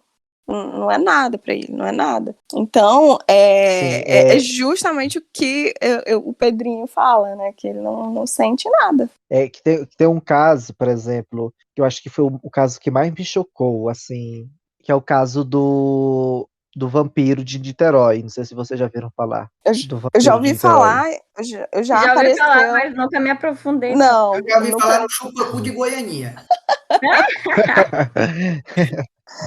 Não, o vampiro de Niterói, ele é psicopata e ele, além disso, ele Nossa, gente, ele teve uma infância muito dura. Assim, Esse é o Marcelo? eu não me lembro o nome, só conheço pelo Vampiro de Niterói, mas acho que é Marcelo mesmo. Ah, Acho que é É que a Marcelo. Dina é tão íntima, né? O Marcelo? É o Rafael. Deus, Gente, mas esse Deus, aí não é aquele que foi morar no Ceará? É esse? Isso, ele foi morar no Ah, Ceará. gente. Sim, sim. Gente, ele era. Quando ele era criança, né? Ele viu o pai dele bater na mãe dele. Ele era sempre muito rejeitado porque ele tinha dificuldade, eu acho que cognitiva. Então as pessoas sempre também tratavam ele como retardado. Aí teve um dia que a mãe dele resolveu mandar o menino embora para o Ceará, que era para a família dele, né? Era a avó dele, né? A avó dele morava no Ceará. E esse menino foi para lá com, acho que, se não me engano, com 6 anos de idade, não, com 4 anos de idade, e tipo, ele não queria ir, porque ele ia para longe, morar com pessoas que ele nunca viu na vida, né? E aí ele ficou lá, e nessa outro lugar ele era mais maltratado ainda pela avó. A avó dele batia nele às vezes com cabo de vassoura, né? Ele sofreu muito, né? E na escola também ele sofreu muito bullying por conta de ele ter esse problema cognitivo, então ele tinha mais dificuldade de entender as coisas, né? E aí, quando depois a mãe dele chegou no Ceará e quis levar ele de volta, ele foi embora e ele não queria voltar pro Rio de Janeiro, e ele acabou voltando pro Rio de Janeiro. E, gente, Não quer nada, né? Não quer ir, não quer quando ele voltar. volta pro Rio de Janeiro. Mas é porque ele já se habituou Se acostumou? Não, eu tô entendendo, com amigo. a Vai, nova vá pro família dele, caso, entre conte o aspas, caso. né? Pois bem, então, e lá, quando ele voltou, ele continuou sendo rejeitado, né? É, é, aliás, foi o pai dele, ele foi morar com o pai dele. E aí a nova esposa dele Era falava só jogado, né? na frente dele que ele devia mandar o menino embora. Assim, esse menino ele sempre foi rejeitado na vida. Até que o pai dele, assim, vou colocar ele no colégio interno. Ele foi para o colégio interno, vivia fugindo do colégio, né? Que é um colégio de. é, era como, na verdade, não era um colégio, era como a antiga Funabem, vocês já viram falar? Vocês lembram? É para Que era crianças abandonadas, entendeu? isso, para crianças abandonadas, né? E ele acabou ficando lá, e aí, mas ele vivia fugindo, até que em 2000, quando ele completou 14 anos, ele fugiu de vez e resolveu ficar na rua, foi pra rua. E aí, gente, ele recebeu seu primeiro abuso, né? Recebeu não, né? Sofreu o primeiro abuso sexual, né? Um homem resolveu, pois, molestou o menino e isso acabou marcando muito na mente dele, né? E aí depois ele começou a perceber que ele podia ganhar dinheiro com isso, e ele começou a se prostituir, né? E aí, com um tempo depois, ele voltou a morar com a mãe dele, voltou a morar com a mãe dele. E aí foi aí que ele começou a cometer os crimes, né? Quando tinha 23 anos, ele começou a levar, chamar crianças de rua, né? Ele sempre convidava para fazer um trabalho para ele, e aí ele dava um dinheiro, uma comida em troca. É aí que ele chamou duas crianças que eram irmãs, né? Irmãos, dois meninos que eram irmãos, um de 6, o outro acho que tinha 8 anos. E aí ele levou os meninos para tipo um bueiro, tipo para um esgoto, e o mais novinho, de 6 anos, os dois estavam muito assustados, e o novinho de 6 anos começou a chorar.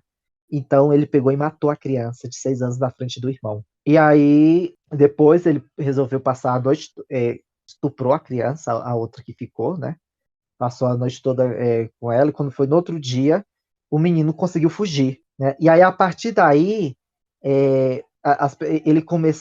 esse cara, ele começou a fazer vários crimes desse seguido.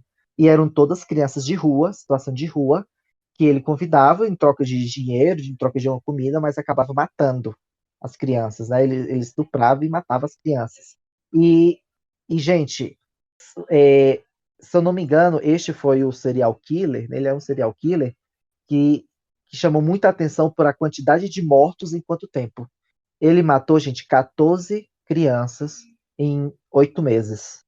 né? 14 crianças em 8 meses.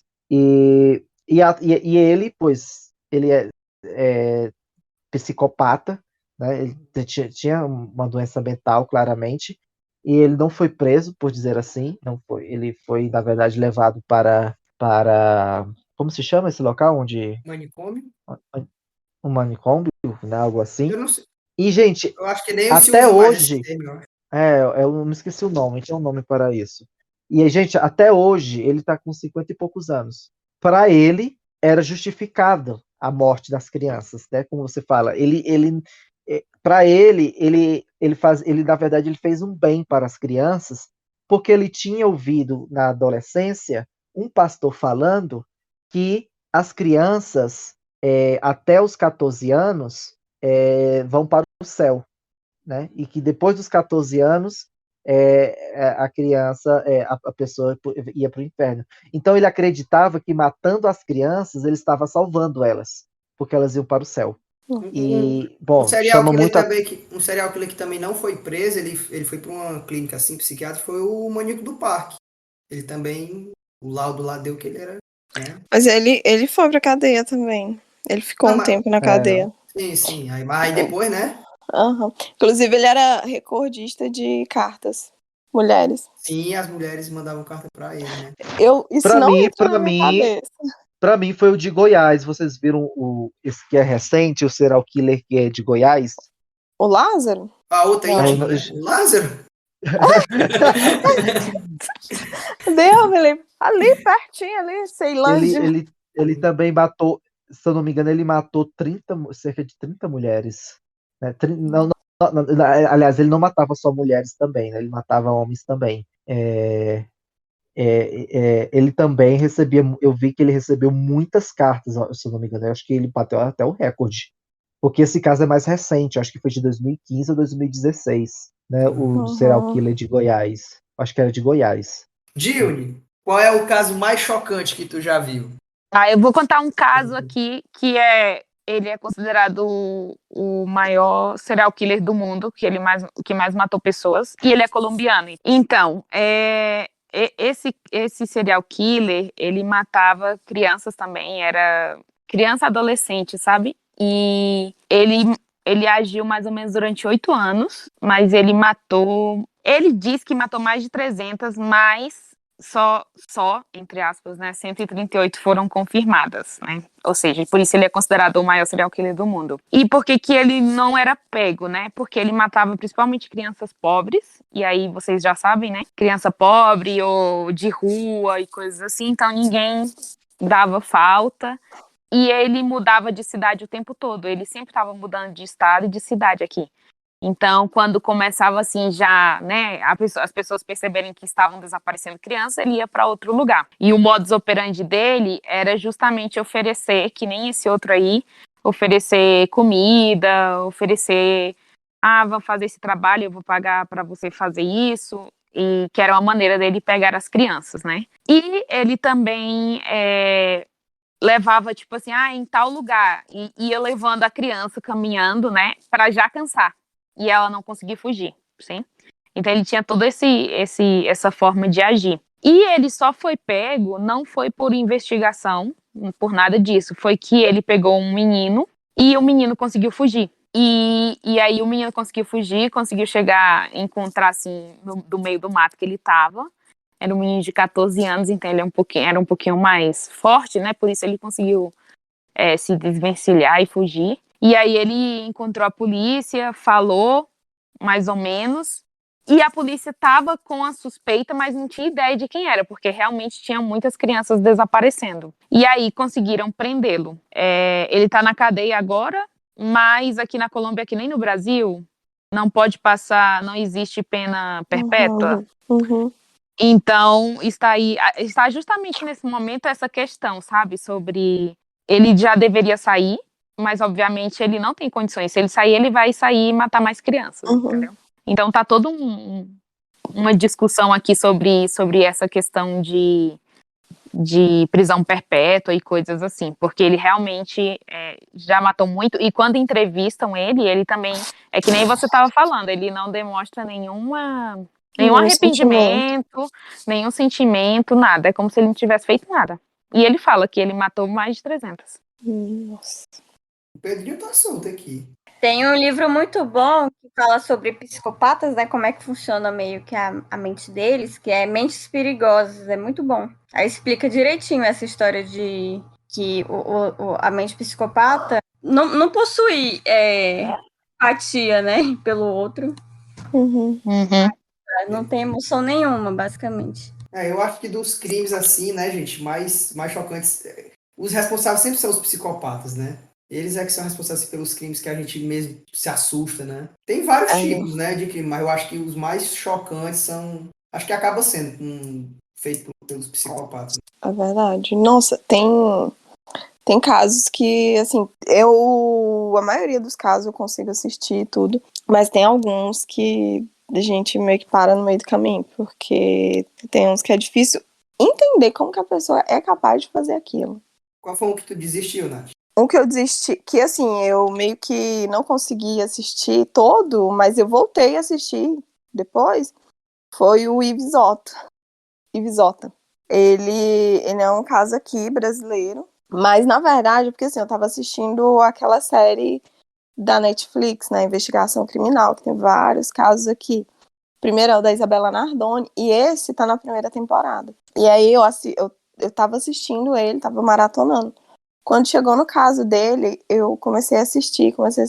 E teve uma hora quando os policiais, né, relataram como eles encontraram o menino, eu parei, e aí eu só consegui assistir depois. Porque ele, na verdade, foi um sequestro mal sucedido, né? O menino, o Ives Otto, o caso foi em 1997. O pai dele era dono de algumas lojas de 1,99, né? Que ele era um ramo, né, que estava em expansão aqui, né, com essas lojas assim. Então ele estava ganhando dinheiro. Ele era lá de São Paulo. E ele tinha algumas lojas dessas de 1,99. E o sequestrador foi uma pessoa que ele contratou para segurança na loja dele. E aí ele viu, né, o cara tem dinheiro, e aí arquitetou o sequestro do filho dele mais novo. E aí ele conseguiu sequestrar o menino, né? E a princípio era só um sequestro. Ele ia receber o dinheiro dele e, né, ia devolver o menino.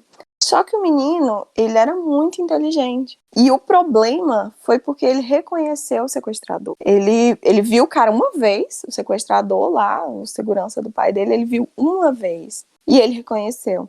Ele falou assim, ele viu o cara e falou assim, nossa, você trabalha pro papai. O menino tinha 8 anos. E ele, nessa hora, o cara decretou a morte do menino. Mas mesmo assim, eles continuaram negociando, querendo o dinheiro, né? Eles pediam, sei lá, 1 milhão, eu acho, não lembro, assim, mas eles pediam uma quantia bem considerável. E a polícia investigando, e a polícia se envolveu muito no caso, eles se envolveram muito com a família, né, do menino. Eu lembro, assim, esse caso eu não vi quando aconteceu, eu vi depois, eu vi nessa série. Mas eu lembro de ver o pai dele, ele sempre tá com a camisa, com a foto do menino, ele aparecia muito no domingo, no domingo do Gugu lá, no programa do Gugu, nos programas assim de domingo, essas coisas. Eu lembro de ver ele com a foto do menino pedindo justiça, né, e tal. E esse caso, quando os investigadores acharam o corpo do menino, eles chegaram lá, né, nos sequestradores, conseguiu. Chegou na casa de um sequestrador, que era onde o menino tinha ficado, eles vasculharam tudo, né, a casa e tal. E tinha um quarto que era o da filha do sequestrador. E os policiais, eles meio que falavam assim, não, a gente respeita essa parte, a gente não vai olhar. Eles olharam assim meio por cima, mas não foram, né? Olharam ali o bercinho da criança e tudo. A gente não vai olhar ali. E nada, e não acharam, mas o único lugar que eles disseram que poderia estar era ali, naquela casa. E eles voltaram. Quando eles voltaram, eles passaram de novo, e aí eles viram o quarto lá da menina. Quando eles viram ali que próximo do berço da criança, o cimento estava novo. Tava diferente, né? Tava meio oco, tava com um barulho diferente. E aí eles pegaram uma marreta, né, e bateram. Quando eles bateram, o braço do menino saiu pra fora. Aí nessa hora, o investigador fala que ele não conseguiu mais. Ele começou a chorar. E ele não conseguia, né, porque ele viu, o menino, ele foi colocado, né, abriram o buraco lá no chão, deram um tiro nele, né, foi a tiros, colocaram cal pra não cheirar, né, pra não subir odor, e colocaram cimento de novo. E aí, se os policiais, assim, não tivessem voltado, tivessem insistido, nunca iam achar, sabe?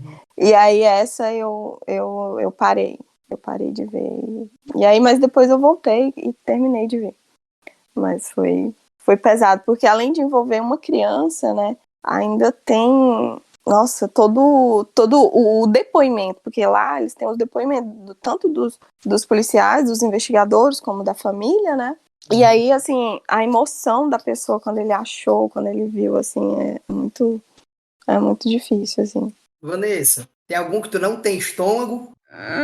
Não é que eu não tenho estômago, eu não tenho muito psicológico em me botar assim, no lugar da assassina e da vítima em questão, né? Que é o caso da Didi Gypsy, que tem até a série The Act, com a Joey King, que tipo... É muito legal esse caso. Eu acho ele muito pesado, porque a menina basicamente perdeu toda a infância dela, a juventude dela, por causa da mãe dela abusiva. Como é esse caso? O caso da Didi Gypsy é... Gypsy, né, é a filha da Didi. Elas eram conhecidas assim na comunidade, né? E a Gypsy Rose, que é a filha da Didi, ela é uma adolescente, né? Na série mostra ela já adolescente, que ela possui um relacionamento mega abusivo e super protetor da mãe, né? E a mãe dela, ela fazia a Gypsy acreditar que ela era... eu assisti isso aí, pô, tô ligado. Sim, Fazia a menina até usar cadeira de rodas, e dependesse 100% dela, sabe? E isso desde criança. E a série até mostra mais um pouco que isso aconteceu depois de um acidente dela criança, né, num pula-pula, e ela meio que quebrou a perna. Aí foi a partir daí que surgiu aquele gatilho da mãe dela em ser uma super protetora. E que isso é real, gente. Eu assisti. Real demais, eu tô por fora, eu assisti o filme, eu pensei que era tipo um filme de ficção. Que eu tô ligado, né? Que ela dava os remédios lá pra ela ter os mesmos sintomas daquela filha que ela perdeu, né? Caralho! A mãe dela tinha a tal da síndrome de procuração, né? Eu esqueci o nome da síndrome. Eu não sei o que, Munchausen, um negócio assim. E ela se aproveitava dessa situação da filha dela, que ela mostrava ser extremamente doente para a comunidade, que não sei o que, a menina não tinha cabelo, tomava um monte de antibiótico, vivia na cadeira de rodas, e ela aproveitava para ganhar doações, viagens, e a galera ficava com pena, né, da situação dela. Ela ia na TV. E tem uns vídeos dela que ela fica cutucando a Gypsy, assim, quando a Gypsy queria falar alguma coisa, sabe? Ela não deixava a Gypsy falar. E a gente fica extremamente se sentindo sufocada quando a gente vê esses vídeos, sabe? Ela meio que, assim, falava que a menina não falava, né? As pessoas pensavam que ela nem falava direito. Pois não falava, não andava. Ela, se eu não me engano, assim, eu já vi o caso antes, eu conheci o caso antes da série, mas eu nunca assisti a série, não. Mas, se eu não me engano, ela chegou até a fazer tratamento para leucemia. Foi. Então, assim, que chegou num patamar, ela raspava a cabeça da menina, porque pra ela sempre dizer que tava doente, né? Porque ela gostava da atenção, né, das pessoas, dos outros. E dos médicos, assim, quando ela via que os médicos estavam começando a suspeitar, ela mudava de cidade. Então, um esquema, sabe? Pra ninguém suspeitar dela. Inclusive eu acho... É a série que a frase, assim, diz assim, quem matou quem? Né? Que é um questionamento. É um documentário no YouTube. É o documentário que fala, né? Que eu já vi essa frase relacionada a esse caso, que fala quem matou quem. Porque é meio que, né, a mãe dela era abusiva, ela matou a mãe dela por causa do... Eu meio que pra poder, né, se libertar. se libertar, aham. Eu meio que passo um paninho, assim, porque realmente Eu passo, total. a vida dela por causa da mãe dela, meu Deus do céu. A juventude dela, né, que ela começou quando ela se tornou adolescente, né, veio aqueles hormônios à flor da pele, aí que ela começou a se questionar as atitudes da mãe dela e começou a entrar nas redes sociais escondido, né, até que encontrou um namorado via online e ela conseguiu persuadir o namorado dela a matar a mãe dela a facadas. Aí ninguém sabe se foi ela ou foi o namorado dela que a atitude de matar a mãe dela, né? Mas. E até hoje ela tá presa. Então, acabou a vida, né, dela. Pois é. Total, né? Totalmente, né?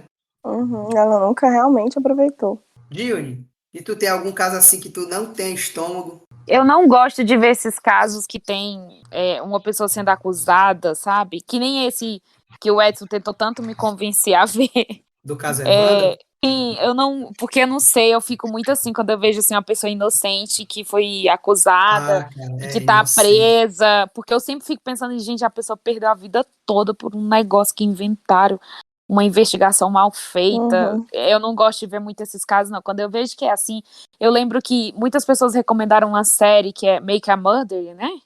Foi, eu acho que eu sugeri pra vocês no Muita gente recomendou, e aí quando eu soube mais ou menos como era a história, ai, gente, eu vou ver isso não, pelo amor de Deus, a pessoa presa lá, porque 10 colocaram anos meio... presa. Ai, eu não consigo ver, essas daí eu nem começo, porque eu sei que eu vou ficar me sentindo muito mal depois, sabe?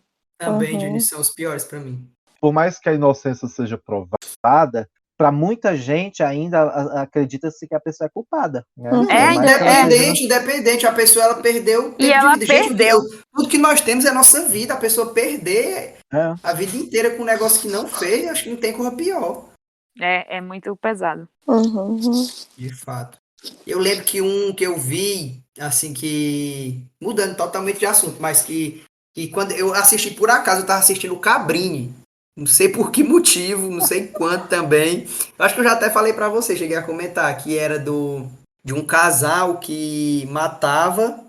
Acho que, não sei se era criança, também acho que era criança que eles matavam, ou era todo mundo, pra fazer coxinha pra vender. Nossa, meu Deus, esse caso foi pesado. Não, esse me deu uma...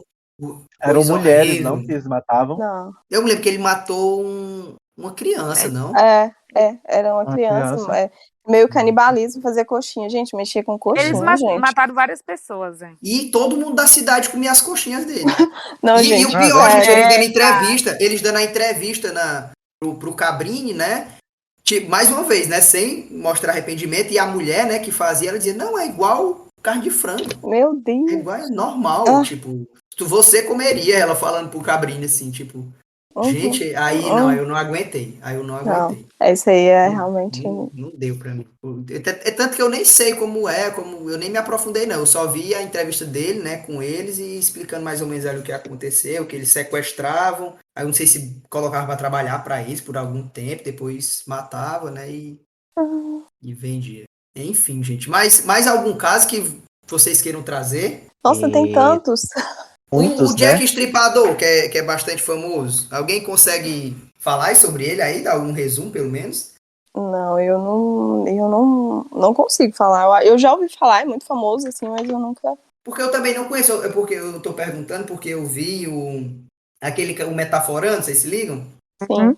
Que ele vai fazer uma série, acho que é no canal dele, que ele vai pra Londres, né, e ele vai fazer todos lá os pontos lá onde ele cometeu os crimes e vai mostrar mais ou menos como é que ele fez, né? Tem o tour. Se você quiser fazer, você pode fazer o tour. Ele vai fazer esse tour aí e vai mostrar como eram os crimes dele. Tá, mas eu também não conheço, por isso que eu tô perguntando pra vocês. Eu sei mais ou menos, porque eu já vi também. Ele é muito antigo, né, esse caso também. Eu acho que é o que tá mais no imaginário da população. Talvez seja o primeiro boom, assim, de, né? Da E cultura. esse nunca descobriram quem é, né? Esse nome que colocaram aí foi que Isso. inventaram, mas nunca É descobriram igual do quem foi. Zodíaco. Igual do Zodíaco, né? Também nunca ninguém descobriu quem era. O nome é um pseudônimo, né? E o Isso. Jack Stripador, se eu não me O do engano, Zodíaco também é bem. é bem famoso, É bem- né? Me conta do Sim. Zodíaco, então. O caso do Zodíaco, ele é um serial killer, né? E ele atuou, assim, durante, eu não sei a quantidade, as décadas, assim, mas foram vários anos que ele atuou em vários estados dos Estados Unidos, assim. As pessoas têm a teoria que ele era caminhoneiro. E várias pessoas já tentaram, tipo, sabe quando pegam um serial killer e eles meio que querem colocar, sei lá, encaixar ele como se fosse o do Zodíaco? Mas ninguém nunca. Ele era um serial killer muito vaidoso, porque ele mandava cartas para a polícia, mandava cartas, assim, Era isso ele que eu ia tinha... dizer. Ele fazia a hora com a cara da polícia, né? Mandava cartas pra menino. polícia. Ele mandava cartas. E ele tinha ele tinha uma assinatura. Ele tinha uma assinatura que eram caracteres. Era uma assinatura, um negócio próprio ali, que tinha, não sei se era 8 caracteres, eu não lembro agora, Eu não me lembro mas de muitos detalhes. ele Não me lembro. usava uns códigos. Ele usava códigos, na verdade. E ninguém nunca conseguiu decifrar esses códigos. Assim, o máximo que eles chegaram perto foi muito longe ainda, viu? Porque eles nunca... E ele matava casais. Ele gostava de matar casais, Putz, Deus me livre. principalmente. Eram casais. Mas ele era mais violento com as mulheres sempre. É porque ele, tipo assim, matava o homem, violentava a mulher, então... Mas ele... Inclusive, tem um caso que eu assisti numa série, já saiu da Netflix, mas era Cold Case, que eram casos arquivados e tal, que foram solucionados muito depois. E um desses, que é o Casal de Namorados, eles meio que inventaram. Essa daí é aquela série que eles só conseguiram decifrar os casos depois que chegou tecnologia para isso? É essa, né? Justamente, principalmente porque muitos deles, a única evidência mesmo que ligava que o assassino deixou na cena do crime era DNA. E na época não tinha essa tecnologia. E aí hoje, né, com a tecnologia, com o DNA, eles conseguiram solucionar muitos casos, assim, casos com 30 anos. Esse mesmo dos namorados, eu acho que foram 25 anos. Muito tempo, muito tempo. E aí eles queriam meio que também colocar ele como se ele fosse o Zodíaco. O cara, depois eles descobriram, né, quem foi que matou depois de vários anos. E eles queriam colocar, porque ele também era caminhoneiro, ele também tinha várias coisas, mas eles nunca provaram realmente que ele era o assassino do Zodíaco. Mas é muito aflita, assim, e é um caso que me intriga, mas eu não sei, eu fico... Porque ninguém nunca descobriu, né? Realmente é um caso não solucionado. Aí, mas eu vejo também esses casos. Esse do caso... Zodíaco tem uma parte que essa parte dá uma raiva, que é quando ele mata um taxista, né? Porque teve uma vez que ele matou um taxista. E aí a polícia, né, chegou rapidamente porque uma pessoa viu do apartamento, viu esse cara matando. E aí ligou pra polícia e falou. E aí a polícia já estava por ali, uns 2, e encontraram um cara que batia com a descrição que tinham dado, né? Só que aí, não sei porque a polícia tinha colocado na cabeça que o suspeito era negro. E aí eles deixaram o cara sair. Só que a pessoa que ligou falou quais eram as características do suspeito. Então, o que é mais provável é que realmente era ele, entendeu? E depois ele mandou meio que uma carta que dizia que era ele mesmo. Ele confessava, ele dava os nomes dele e ninguém nunca pegou ele. É bizarro. Agora tem casos, assim, por exemplo, comigo, né, pelo menos, que eu fico abalada emocionalmente. Não é nem estômago, nada. Eu fico mesmo. Por isso que eu não vejo. Eu fico não, mas abalado. eu fico abalada de chorar mesmo. É como se eu me conectasse. Um, assim, que eu... Primeiro, assim, que eu lembro que mais me marcou foi o da cantora Selena Quintanilha, né? Que ela foi assassinada por uma fã. E aí eu conheci o caso dela há alguns anos atrás, acho que tem uns 2 anos que eu assisto aquele canal Quinta Misteriosa, e aí eu já vi todos os vídeos, desde que ela começou. Então, acho que tem uns 2 anos, e aí agora eu assisti a série da Netflix, que saiu agora, da Selena Quintanilha, né? Gente, quando eu assisti a série, pra mim o caso mudou totalmente, assim, porque você cria um vínculo. Eu criei um vínculo com ela, praticamente. Eu virei fã. E você imaginar, a menina tinha 23 anos, né? E uma pessoa que ela confiava, era uma pessoa que era amiga, era próxima dela, que tinha uma proximidade dela, tirou a vida dela. Por uma por uma besteira mesmo. Minha E irmã assim, é assistiu muito também. difícil. A série não mostra a morte, não mostra o caso, né, em si, o assassinato. Ele mostra, mas ele mostra pós, porque foi em 1995 e ela estava gravando um CD internacional. Era o sonho dela, ela sempre, quem vê a série, era o sonho dela lançar um CD em inglês, porque ela era americana, mas ela era metade americana e com descendência mexicana. E ela morava no Texas, e no Texas lá eles têm aquele ritmo que acho que é terrano, que é música latina, né? Então ela sempre cantou em espanhol as músicas dela. E aí ela cantava sempre em espanhol, e o sonho dela era cantar em inglês e lançar a carreira internacional dela como uma cantora pop.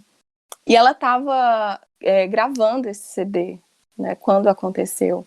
Porque foi assim, Lembrei da filha da Glória Pérez, que morreu no auge também, durante a Uhum, interpretação de um é muito... papel e tal. Muitas pessoas a gente não conhece os sonhos dela, né? Mas nesse caso, eu fiquei sabendo, né?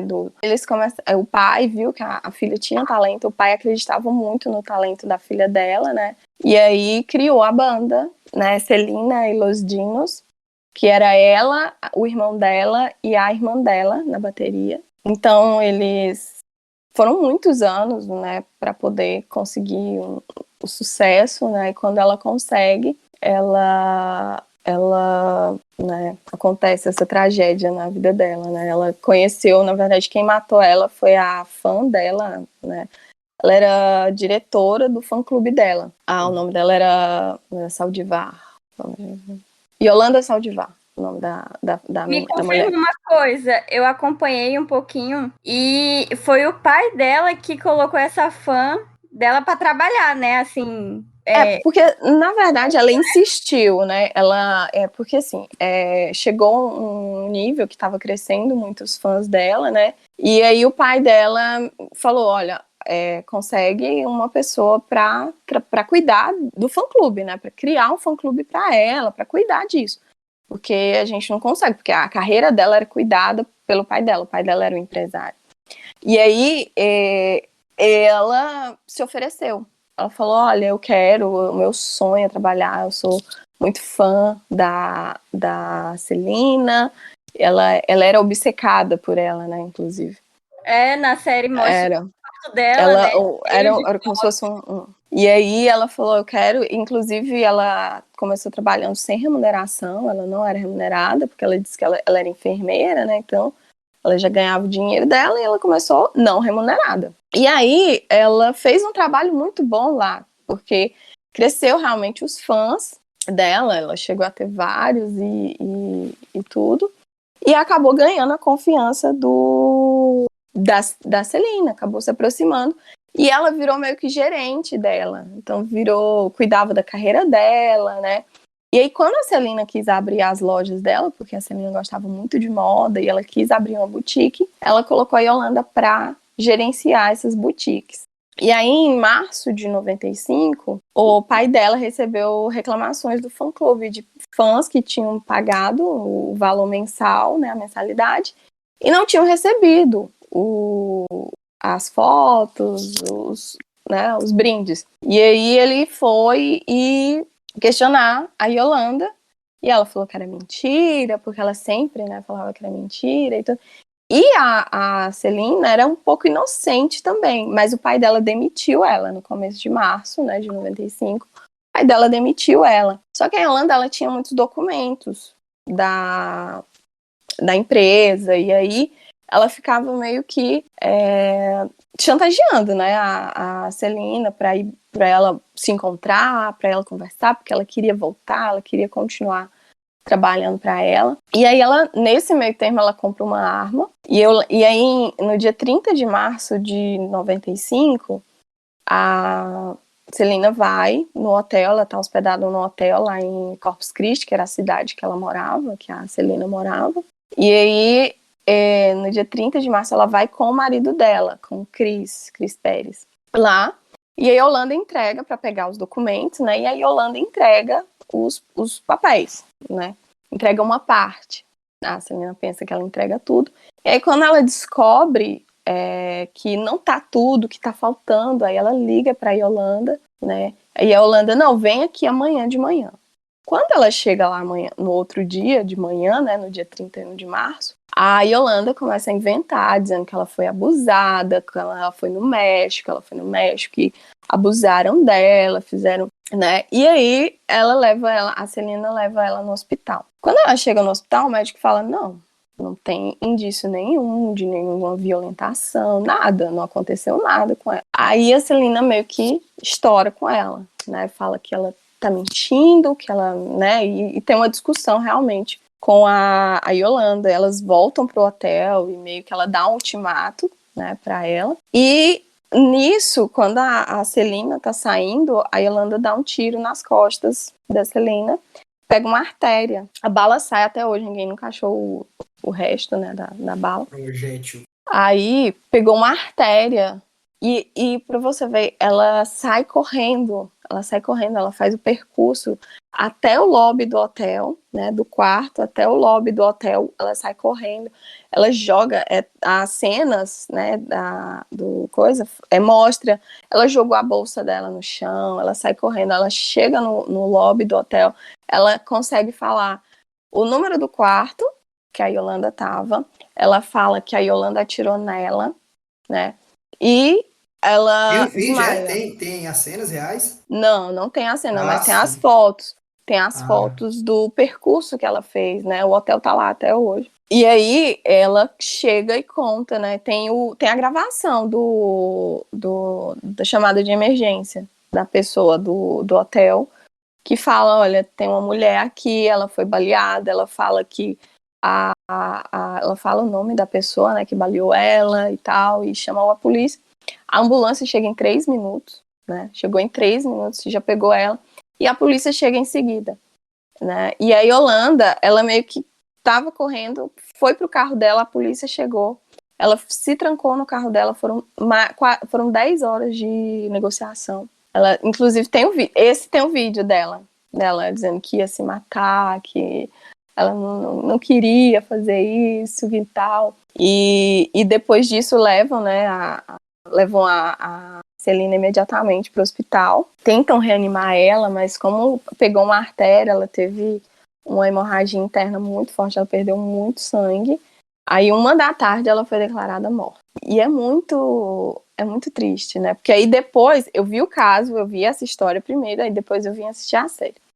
Quando eu assisto a série, mesmo que essa parte do assassinato não seja muito relevante, eles não dão tanta importância a isso, mas o depois, porque o CD dela lançado, o CD dela de internacional, né, em inglês, foi lançado depois que ela morreu. E assim, ver as pessoas escutarem ela, eu até hoje, assim, às vezes quando eu escutei a música que ela gravou, imaginar, nossa, ela não viu o sucesso, porque foi o CD mais vendido dela. Ela alcançou, assim, números muito grandes depois, com esse CD dela. Foi o CD mais vendido. E ela não pôde ver isso, né? Ela não pôde ver isso. Triste Então, demais, velho. muito triste. A cidade em si realmente é muito... tem uma atmosfera muito em volta dela. Tem uma estátua para ela. O túmulo dela é muito visitado. Tem o museu que a irmã dela que faz. Inclusive, a série a produtora da série é a irmã dela, então a família dela meio que viu nisso de manter o legado dela. Logo depois eles fizeram um filme com a Jennifer Lopez. Jennifer Lopez fez o filme Selena, né, que ficou até bem conhecido. Eu nunca vi, né? Eu acho que eu nunca vi o filme, mas ele foi lançado logo depois. E aí até hoje ainda tem, até hoje as pessoas ainda escutam a música dela e tal. Então, eu assim, foi um caso que eu acho que foi o que eu fiquei mais ligada emocionalmente. Por causa disso, por causa da série agora. Edson, Oi. tu consegue contar um pra gente pra encerrarmos, um que te chocou?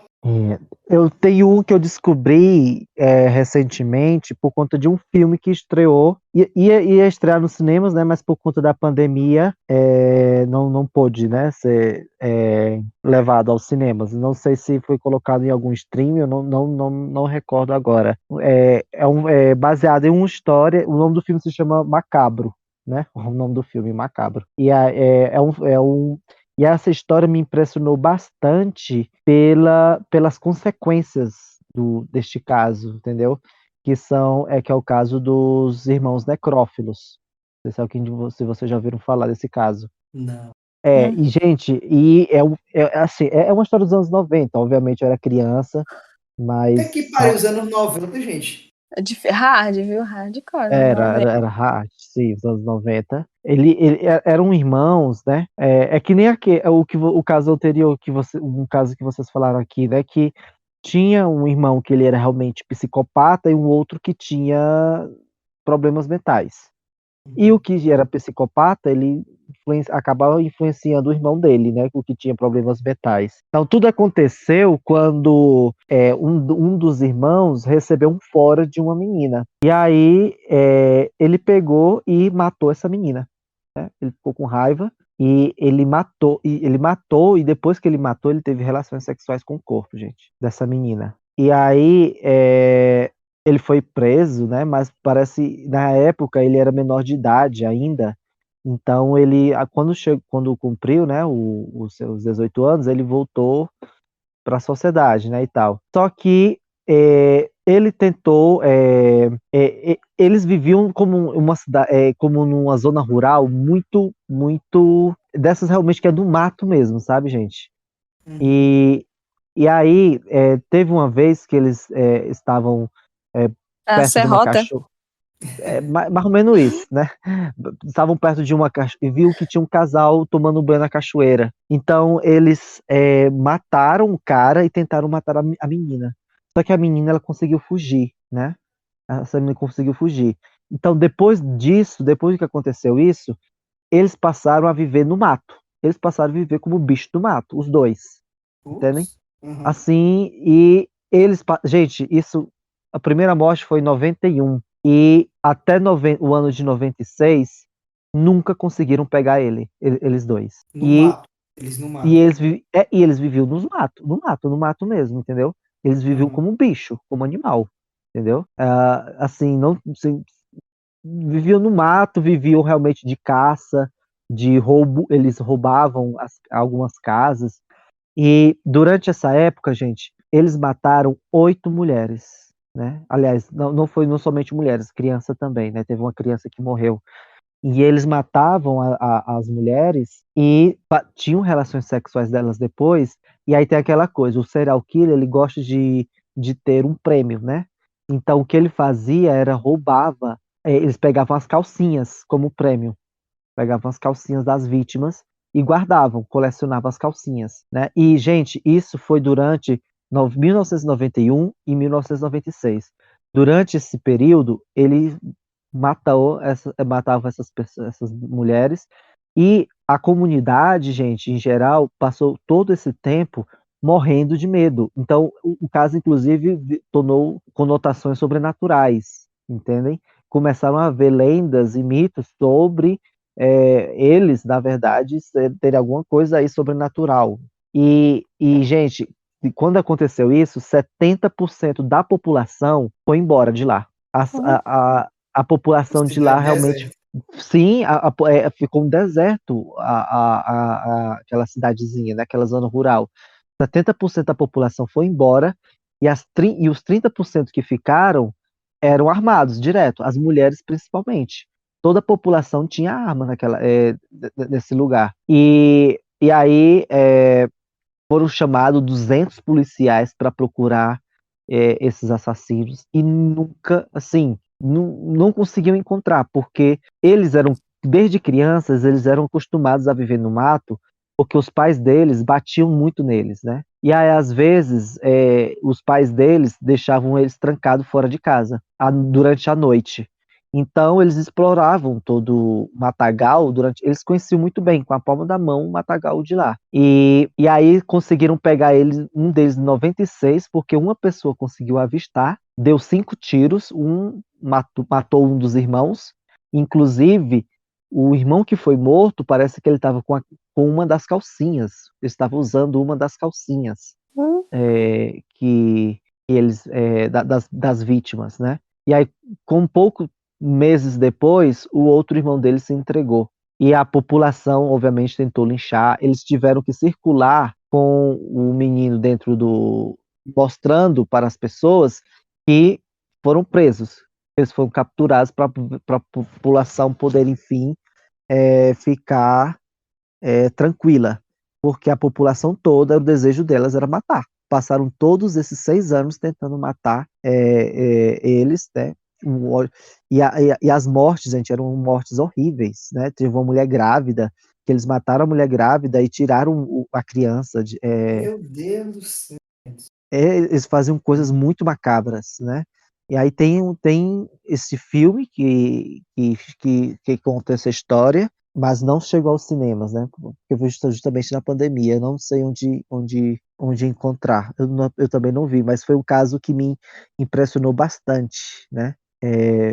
Pela repercussão, assim, você imaginar, por exemplo, uma comunidade vive atormentada com o fato de que Não existe um conhecia. serial killer, né? Durante A muito solta, né? tempo, e a solta, nossa, deve ser muito horrível, né? Juni, vai dormir bem hoje? Vou nada. Tudo, Eu tô tudo que eu morrendo de não medo vi, de dormir agora. tudo que eu não vi nesses 6 meses veio todo em uma noite. Pô, cascata hoje, né, gente? Que energia horrível. Foi a pior. Pra Ai, vou quem não. assistir um episódio de The Office antes pra eu dormir, pelo amor de Deus. Vou já trazer minhas gatas pra dormir. Vamos ter que assistir uma coisinha leve pra poder dormir também. Mais alguma consideração, Vanessa, Juni? Ai, nenhuma. Estão Casos para falar contempladas? são o que tem, né? Mas aí fica por uma parte 2, né? Não falta caso, né? Infelizmente. É verdade. Tem muito conteúdo, muito conteúdo. Sim, Se inclusive vocês tem um tiverem alguma atualmente, né? sugestão de Brasília lá, né? É, Sim, que é incrível como a polícia não consegue pegá-lo. Eu acho isso muito incrível. Diz que ele tá solto e vivo, né? parece. Uhum. Tomara que pegue logo, né? Sim, imagine. Não sei nem como desejar boa noite pra vocês. Boa noite. Boa noite. Bons sonhos. Boa noite. Faz igual o William Amém. Bonner. Boa noite. Obrigado, gente. Um beijo. Tchau. Tchau, gente. gente. Tchau, Tchau, tchau. galera. Boa noite. Não assista, Boa não noite. assista esse episódio de noite. Tchau, tchau. Vamos agora a uma sessão de descompressão. Beijo, gente. Tchau. Obrigado. Tchau. Tchau. Tchau.